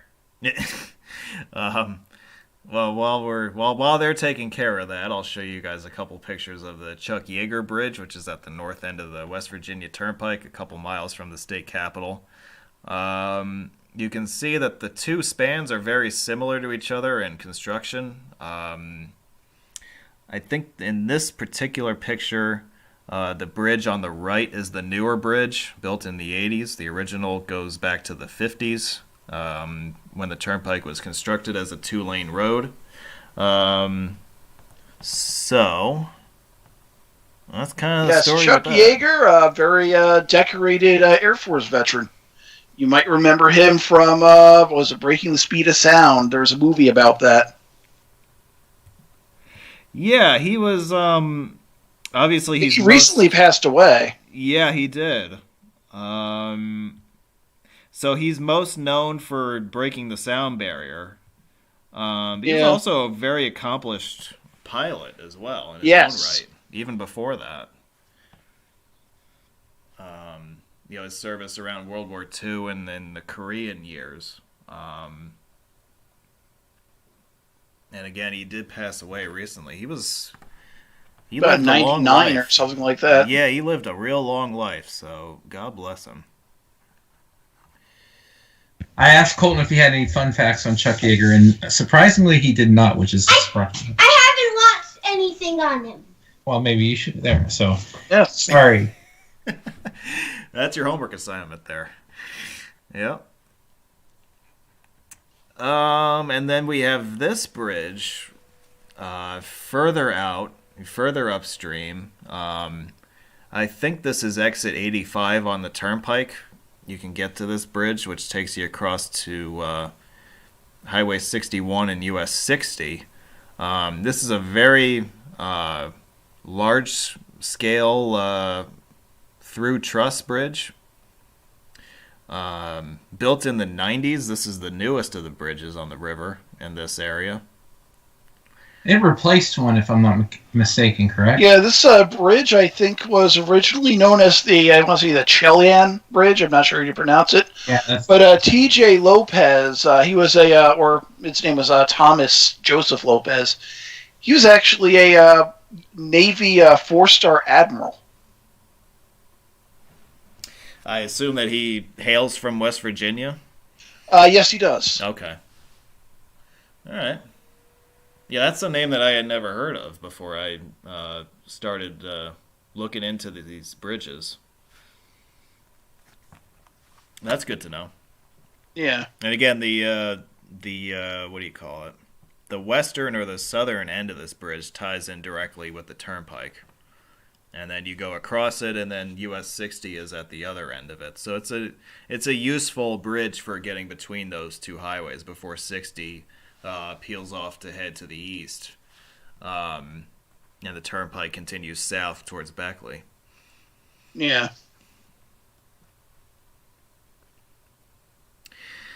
We've come to the end of the PowerPoint after all that.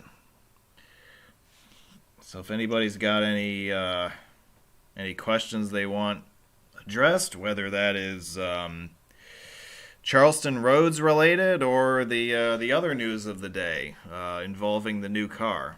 I'm happy to field those. Did you do anything in Charleston while you were driving through?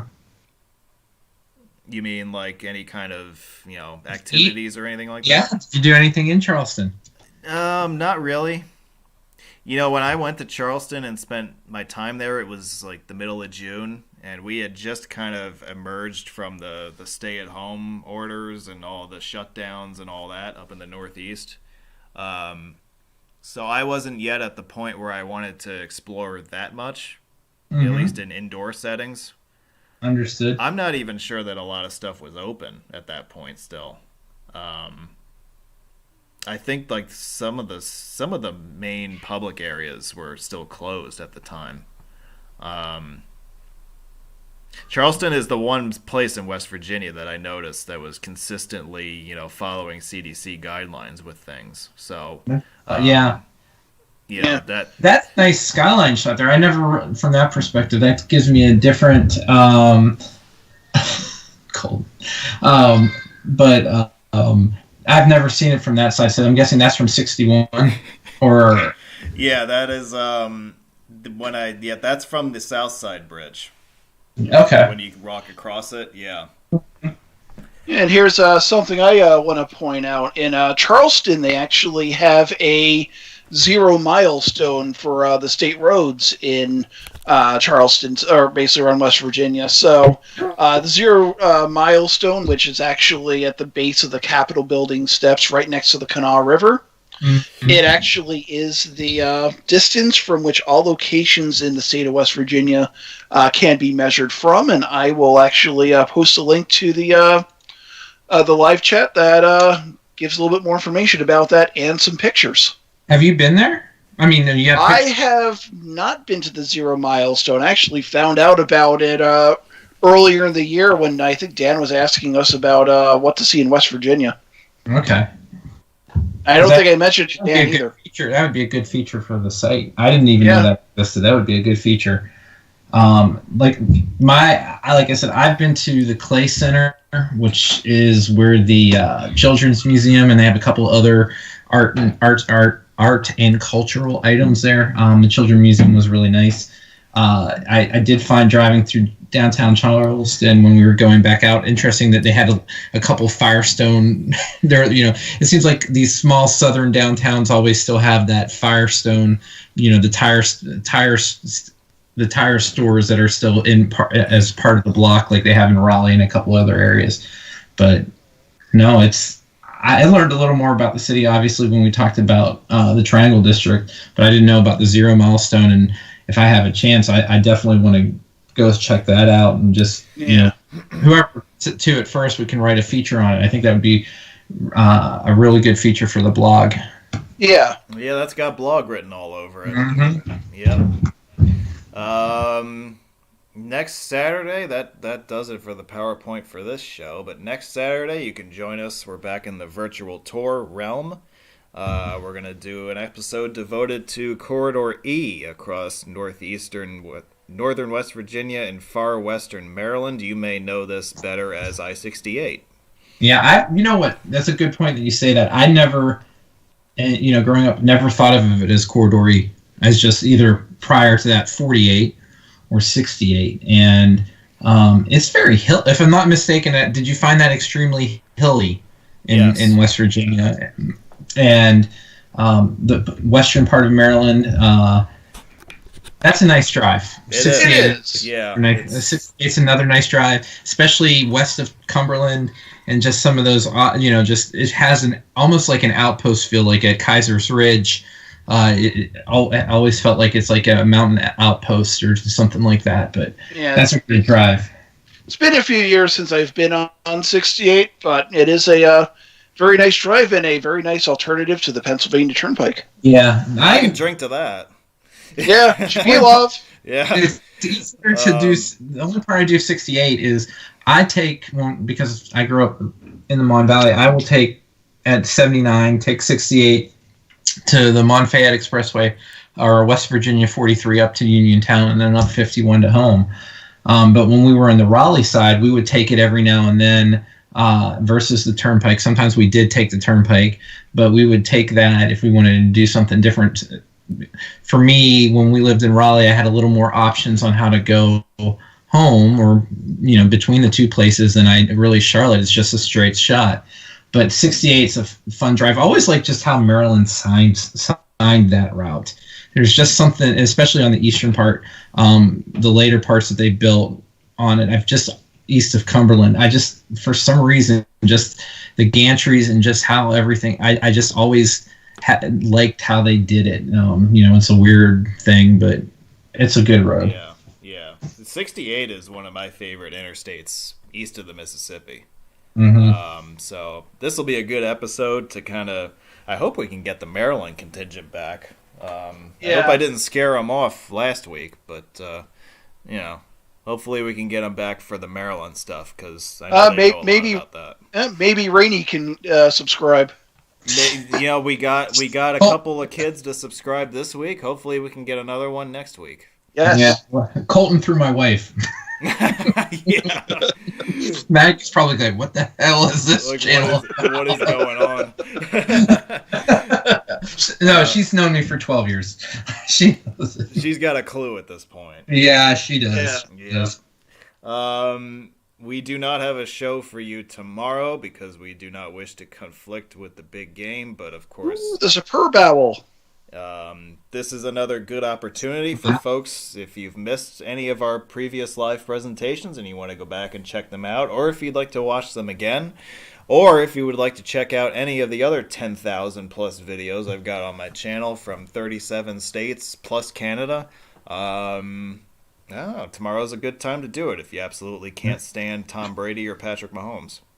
Or the 2,000 or so... I would recommend... Yeah. Or the 2,000 or so articles on GribbleNation.org. And our sister sites, Quintessential PA, Carolina Crosswords. And Unlocking New York. And I would highly recommend the West Virginia Turnpike video and the I-88 one. But yes. We should post links to that in the live. I think my favorite one from all the years that we've done, I-8 through California. I didn't have that. Was a fun one. That was a good one, yeah. Yeah. And remember, that was one that we weren't going to do originally because we had kind of decided that we wanted to do I-5 and I-17 instead. But I-8 was made possible by us being locked down in April. So yeah. But that was a good one. As far as the drives that I took in Arizona and in California, 8 from El Centro west to San Diego is right at the top of the list for me. But we are going to take a quick break so I can do another voice break here. It is 7:48 in the East.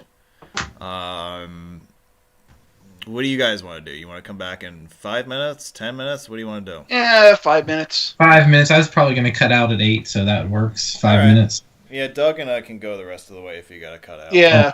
And what are you going to cover the rest of the way, maybe? We're just doing video. Oh. So, Oh, I might do that. Yeah. Have Colton watch it with you. Yeah. Oh, goodness. That'd be interesting. That might then top the West Virginia term.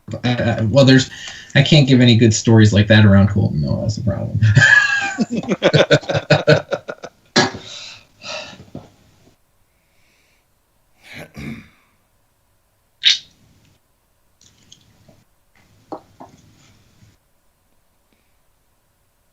Oh, there's an Islanders game going on right now, too. Playing Pens tonight, I think. Yeah. I think Eberle scored for the Islanders, so I think right now it is 1-0 Islanders. Oh.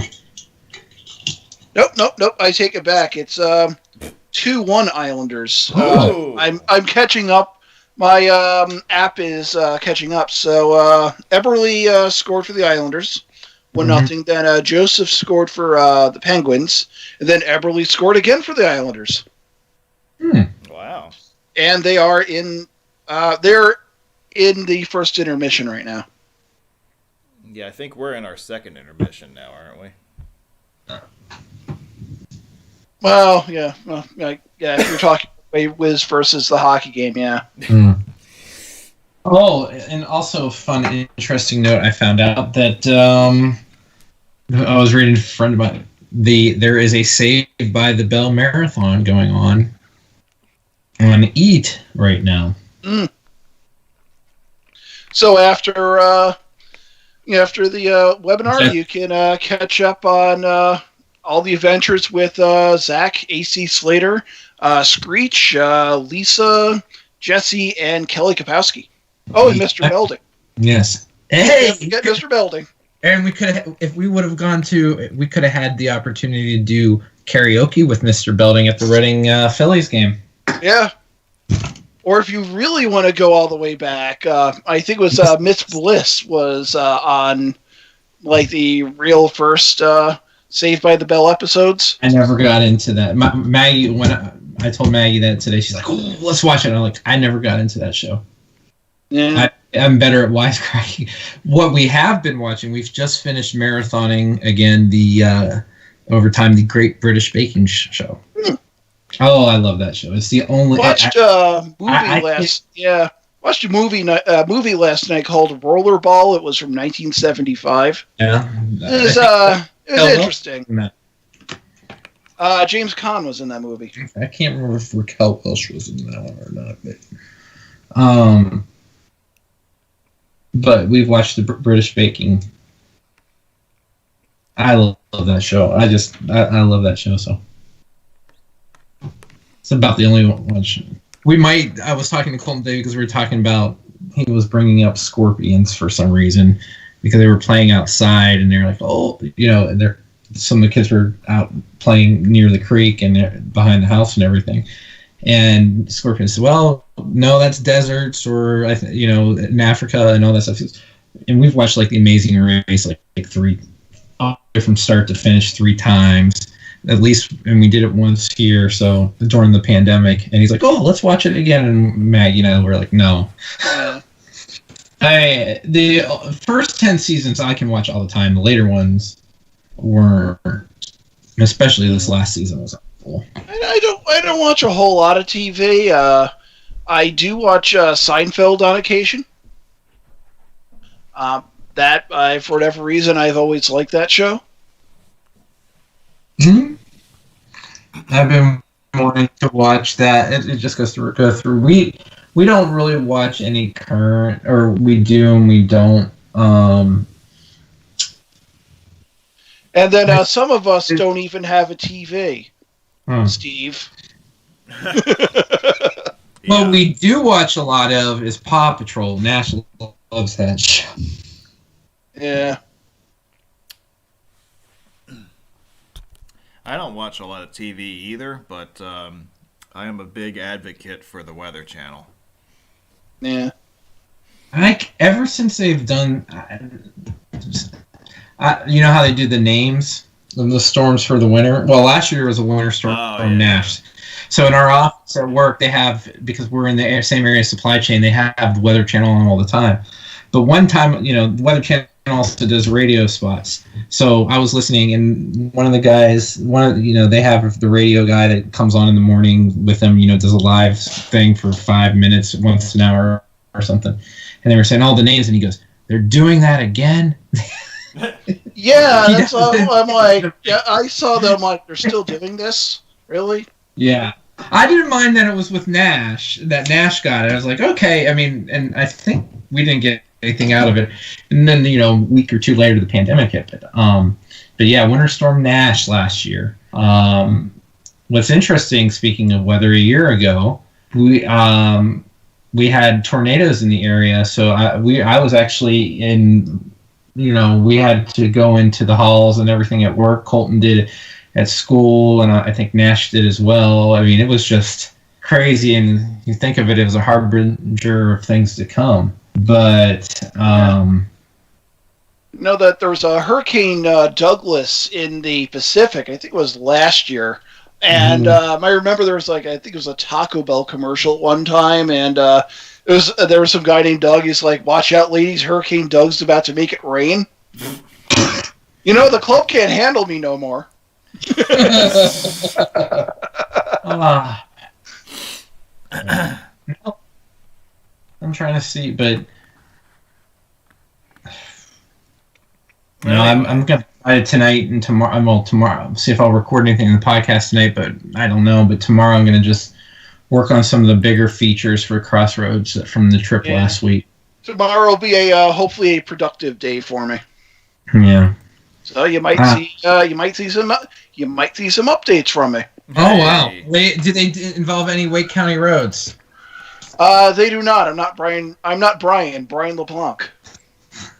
Brian LeBlanc.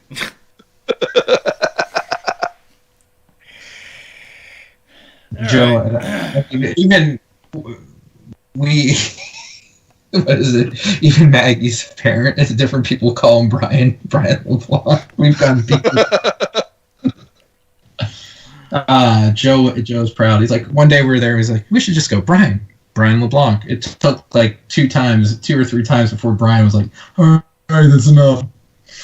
I remember, there's a New York Islanders blog I read, and there was one season where they would, before the first game of a season that they were playing against a different opponent, they'd bring in a blogger from the opponent's team's blog. And when the Hurricanes, when the Islanders would play the Hurricanes the first time that season, basically they had Brian LeBlanc, as a guest blogger about, basically talking about the Hurricanes. And I think I replied to the the thread like, "Hey, look, it's Brian LeBlanc." I would have gotten a constipated face from that probably. I'm waiting for seeing if Bob will wants to share any Brian stories in chat. Since Bob lived in the area for a long time. Yeah. Well, Brian is good people. Yeah. I have not met Brian yet. I can say Brian. Oh. When you meet him, you can say Brian LeBlanc. In fact, I think the first time Bob was at a road meet, it was Greensboro, like 2003 or something like that. And we were having it, and Brian came in an hour and a half late, or an hour or so late. He didn't make it. He came late. I don't know why. Whatever, it's Brian. And I was like, hey, guys, when he comes in, let's give him a standing ovation. And that's where the Brian LeBlanc standing ovation started. Because anytime he'd come to meet, we always give him and that's where also, look, there Brian LeBlanc would come in. Because as I watched, at a time, he wanted to be at every meet. So I think that we'd actually call him during the tour if he wasn't physically at it.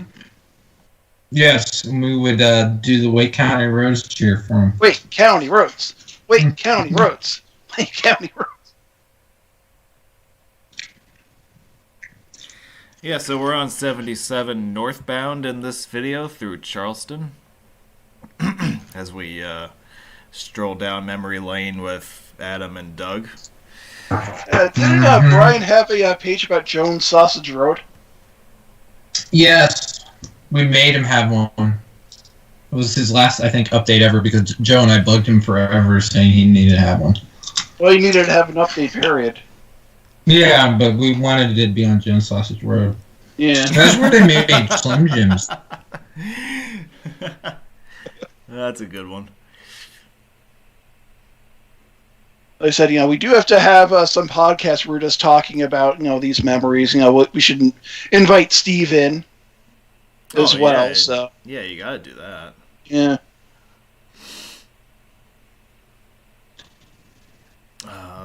So this is one of the elevated structures through town. This is quite a mean curve. So here. It's flagged as 50 miles an hour. What I was gonna say, those gantries are original. Go ahead. I was just gonna say how those gantries I think are original to when they built them in the 70s, and they used to be button copy, and they were a little more inside the signs. Yeah. But these are all original. Yeah. I mean, the signs are. You know what those gantries remind me of? Illinois. Yeah, Illinois has a lot. I think they use the same type of gantries in places there. Mm-hmm. Yeah, those are very. I believe those are very like 1970s era design too, right? So Yeah. that would make sense that they would be original to these highways anyway. I see Mark Moore has been to Jones Sausage Road.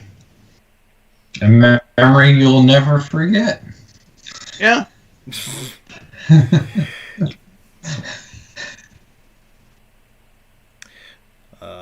Yeah. There are a few greatest hits I've yet to see.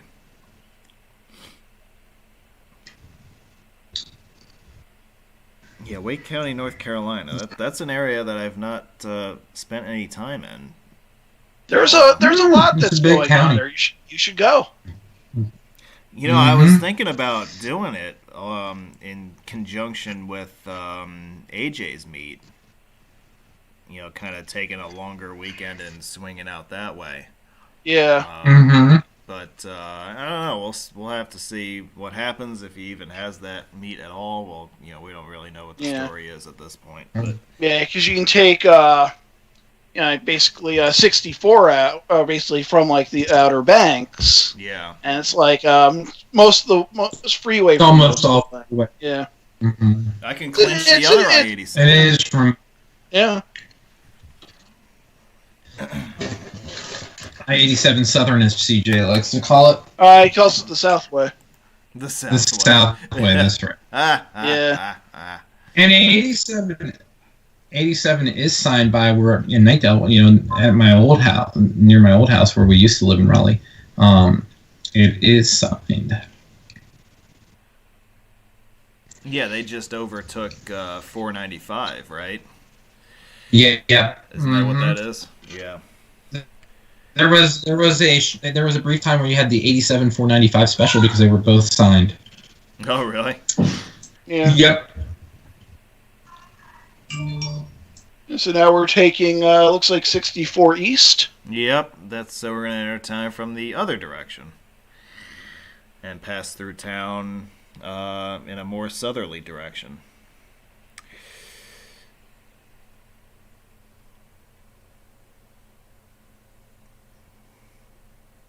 Doug, what were we talking about at the top? Wasn't there stuff that we kind of said we wanted to bring up if there was a lull?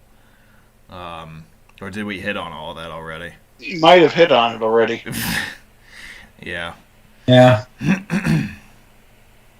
Oh, is this the drive you're talking about coming in 64 east where you thought the bridge Yeah. was like for? Oh, okay. Yeah, we have another 50 I think mile I'll an take hour a curve. look, see how this is, and then I think I'll cut out after this when this video is done. But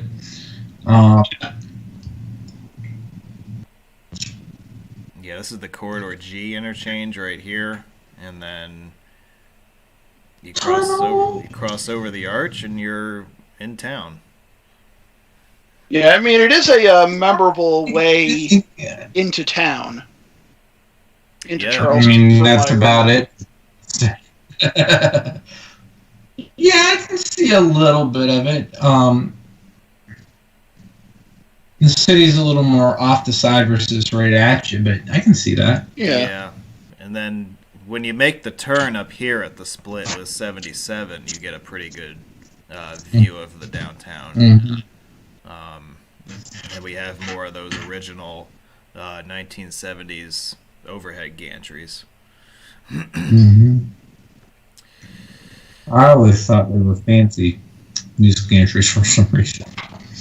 It doesn't take much for me, as you can see.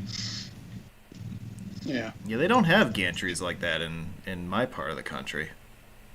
No.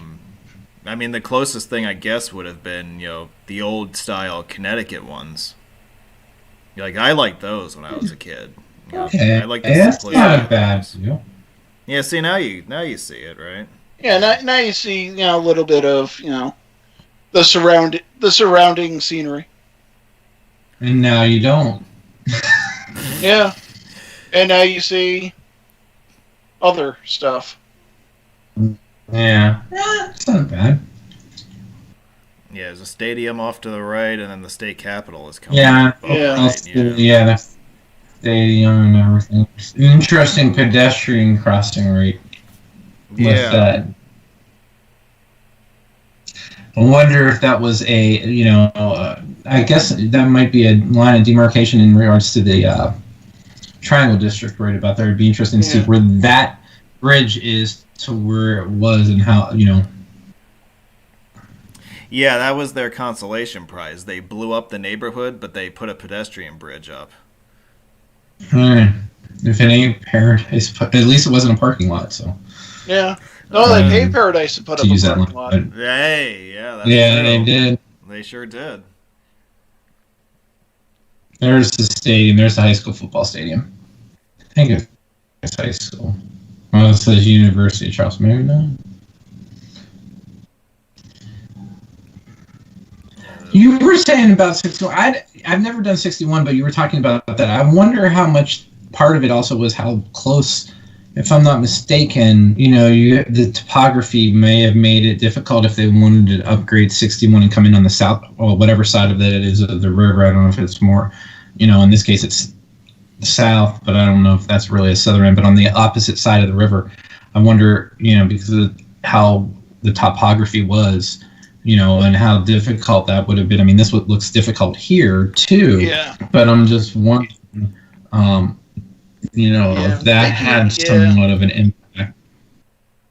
Thinking they would have had to have basically built, if they decided to come in and basically build 64 and 77 a different way, they would have had to have figured out, basically, to build it on the hillside, basically along McCorkle. And then also, too, I have Google Maps open, and I have I have it basically on the terrain view. There's a part in this closer to basically where 61 meets with 119, where there isn't a lot of real estate between the hillside and the river. Basically, that part of the valley between the hillside and the river basically looks like it is wide enough for just one road. So they kind of shoehorned 61 in, so that could be another reason why they didn't go that way. Hey, I saw on the listing. Did you get up to Wheeling? Because I thought, is that I-470 where you're talking about Wheeling, or is that a different 470? No, this is my. You had in your Yeah, this is my in your master catalog. set of videos from West Virginia. So there's all sorts of stuff from across the state in here. But So you did have 70. Ooh, so you did have that Wheeling feeling. I did get the Wheeling feeling. That's right. Oh, that would be fun to go.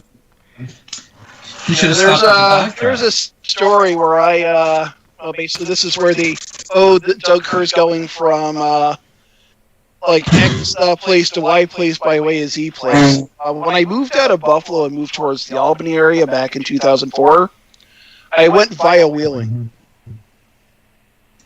Oh, that's a way you could do it. With basically with a car full of my life's belongings. He was trying to gamble it all away at the casino in Wheeling. So. Yeah.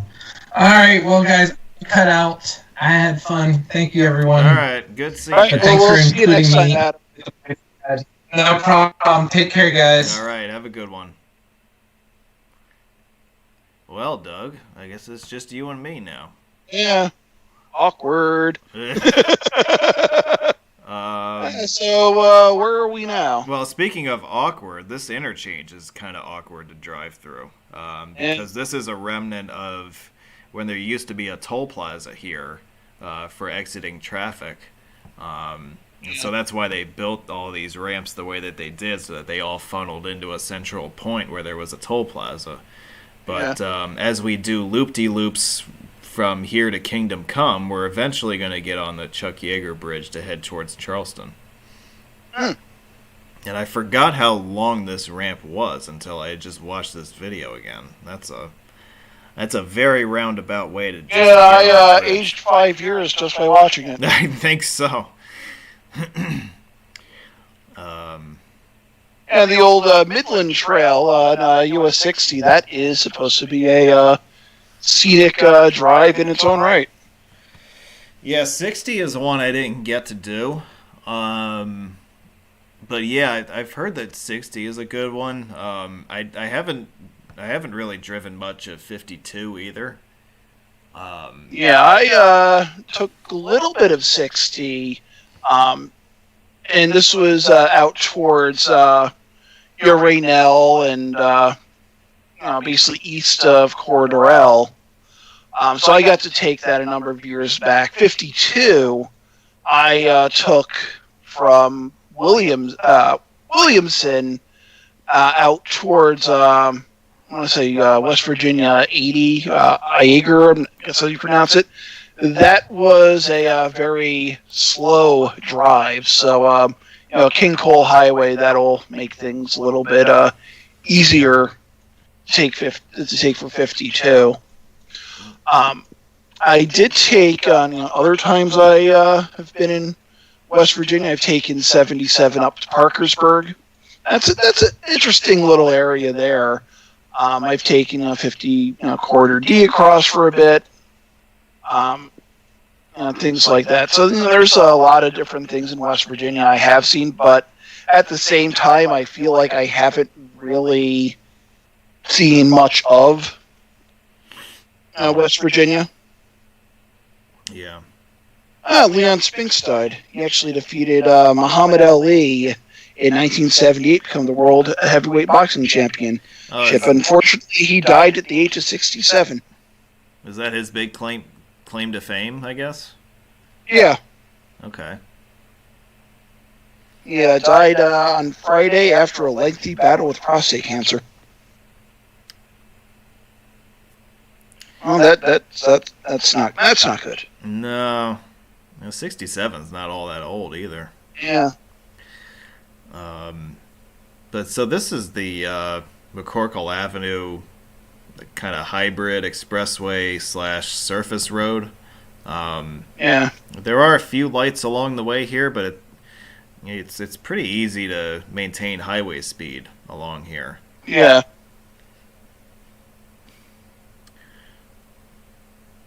There's the University of Charleston on the right. The river bank is just to our right throughout this video. Yeah.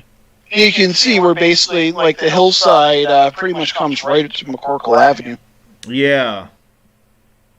And I think there is a if you look to your left, looks like there is also a little rail line that runs alongside the left as well. Yeah, so there's the highway that we're on, and then there's the rail line that's right to the left of that, and then there's the hillside. So this particular area doesn't have a whole lot of space either. Nothing that couldn't be remedied with a West Virginia classic blasting operation, but or viaduct. Yeah, or that too. Yeah.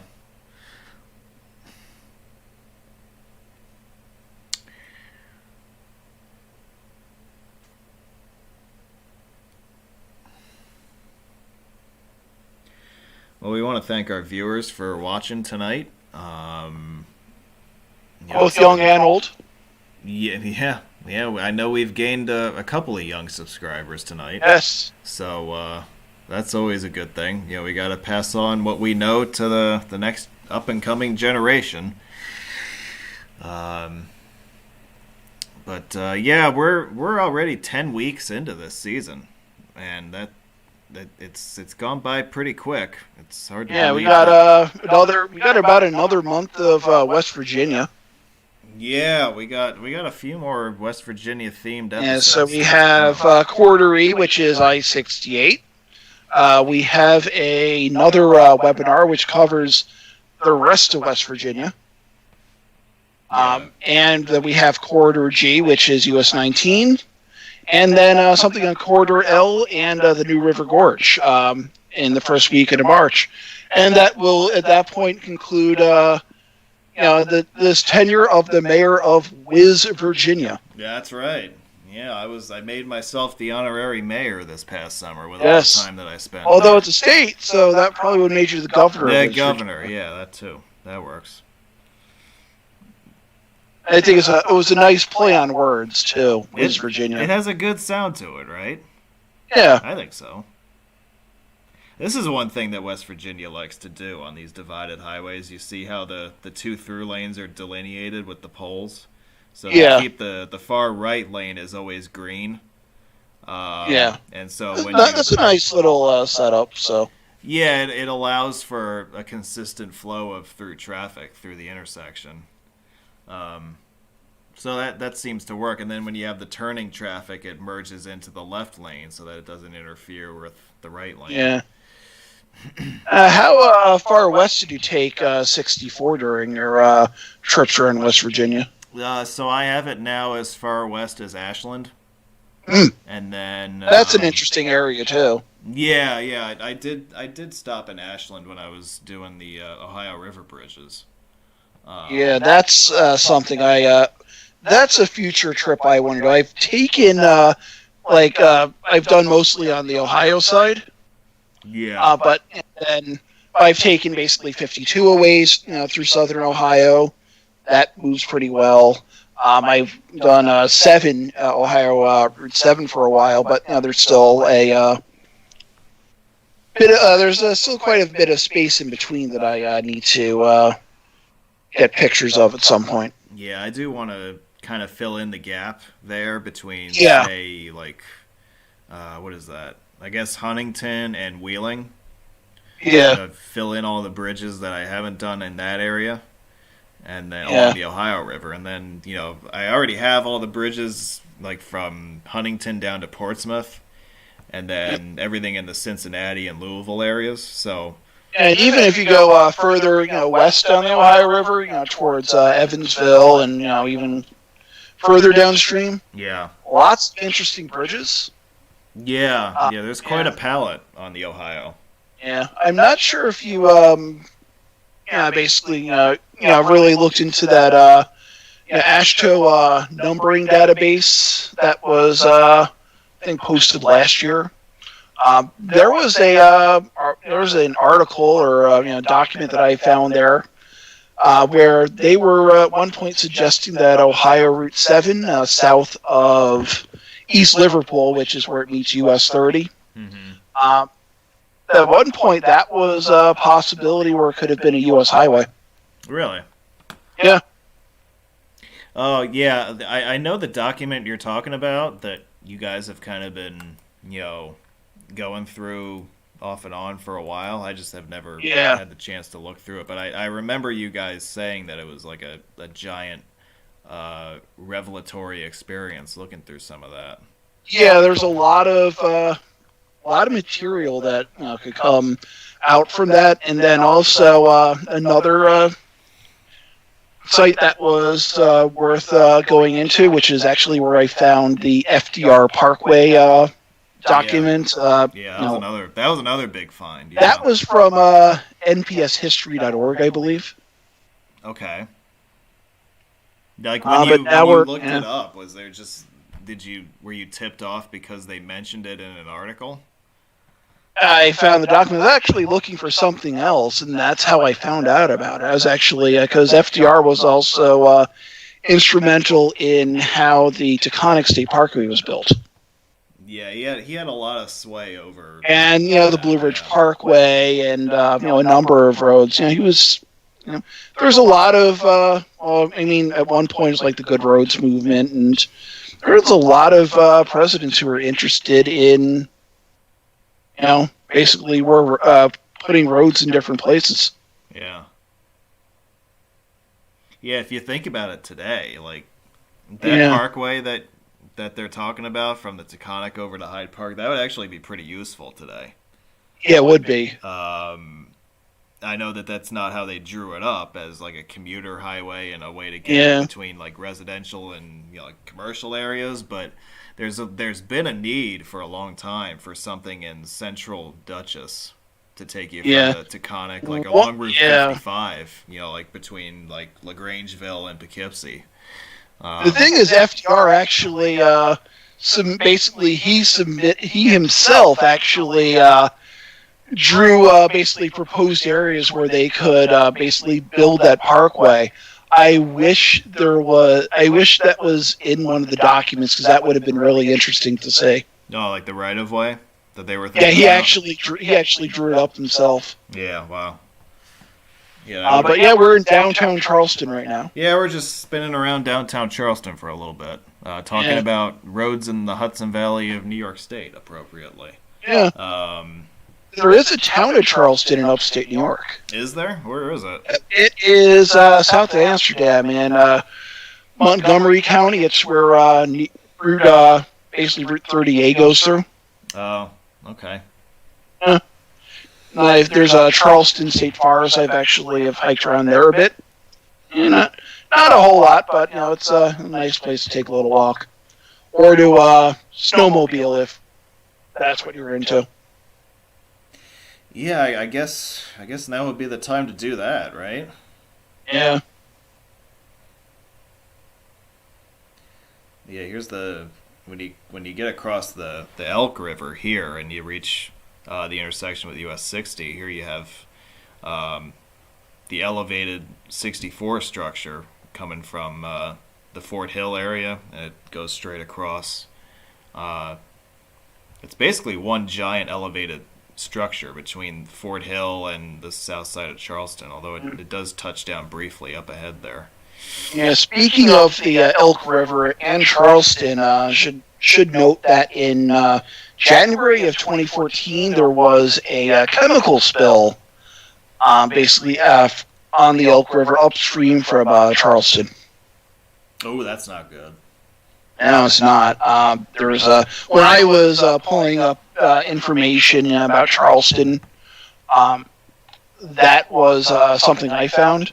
What happened was there was up to 300,000 residents within the 9 counties in the Charleston area that, for a time, were without access to potable water.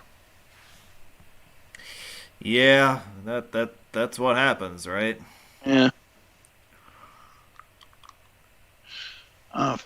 So that is that's just something to note.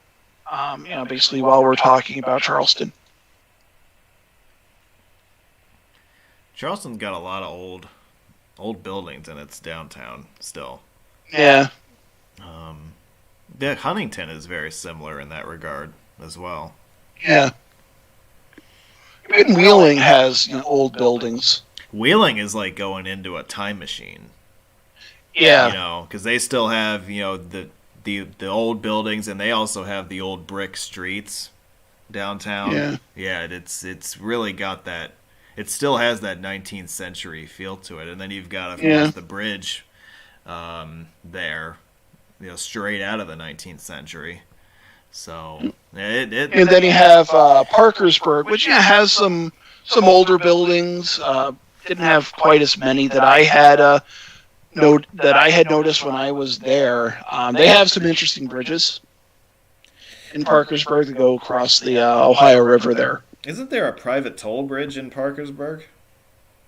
Let me find. I think there is a toll bridge there. Let me find. I know there was a toll bridge downstream from Charleston, which was the Dunbar toll bridge. They actually had taken that toll down in 1983. But let me find out about Parkersburg. Yeah, I feel like there's something goofy going on down there in Parkersburg. Yeah, it's the Memorial Bridge, which basically crosses the Ohio River. There is a toll. Looks like it is a 50-cent toll. It is no easy pass, no automated toll lanes. So okay. That looks like that may have been the old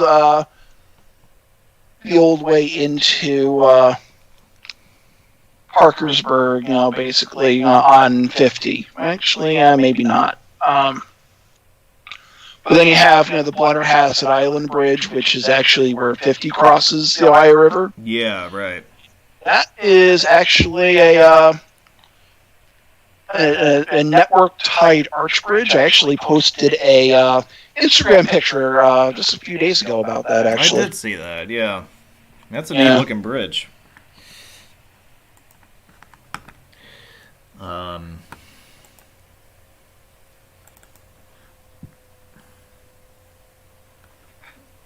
I say we'll wrap up with one more video here, but yeah, the bridges around Parkersburg are pretty interesting also. Yeah. I mean, really, like the Ohio River has one of those diverse palettes of engineering designs and all that good stuff, Yeah, and even if you go upstream to the Allegheny or the Mon River, there's a lot of interesting old bridges, in western PA too. So yeah, Pittsburgh is it's a treasure trove as far as that's concerned. Yeah.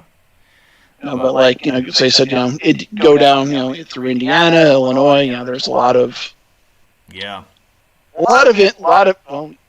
interesting bridges that cross major rivers. Yeah. Speaking of bridges across major rivers. Yeah. Oh, here's another one. Yeah. But yeah, if anyone has been in the Cairo area, they know that's a pretty interesting spot. Where Ohio and Mississippi come together there. A lot of old bridges in that area too. A lot of big old bridges. Yeah. So I highly recommend that. I think that not only do they cross the river, they cross the floodplains as well.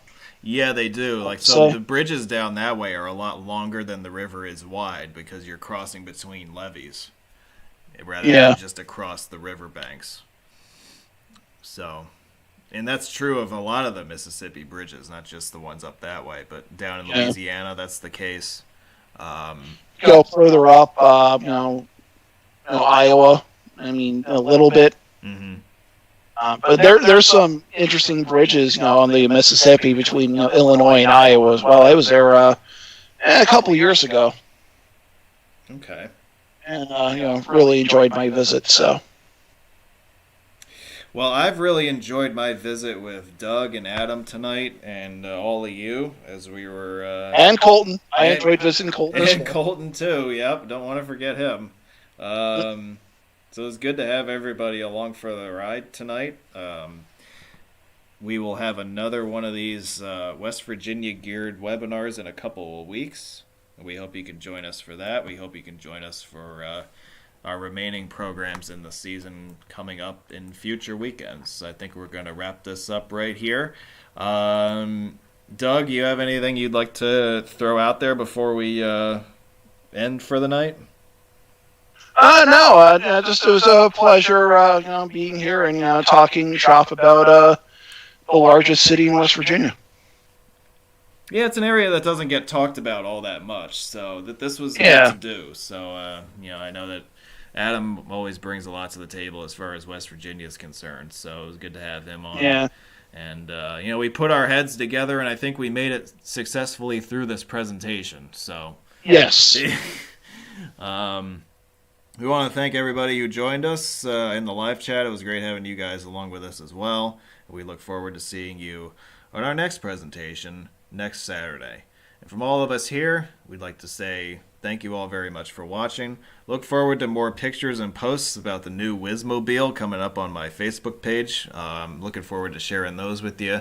And we'll be talking to you again real soon. Have a good one, everybody.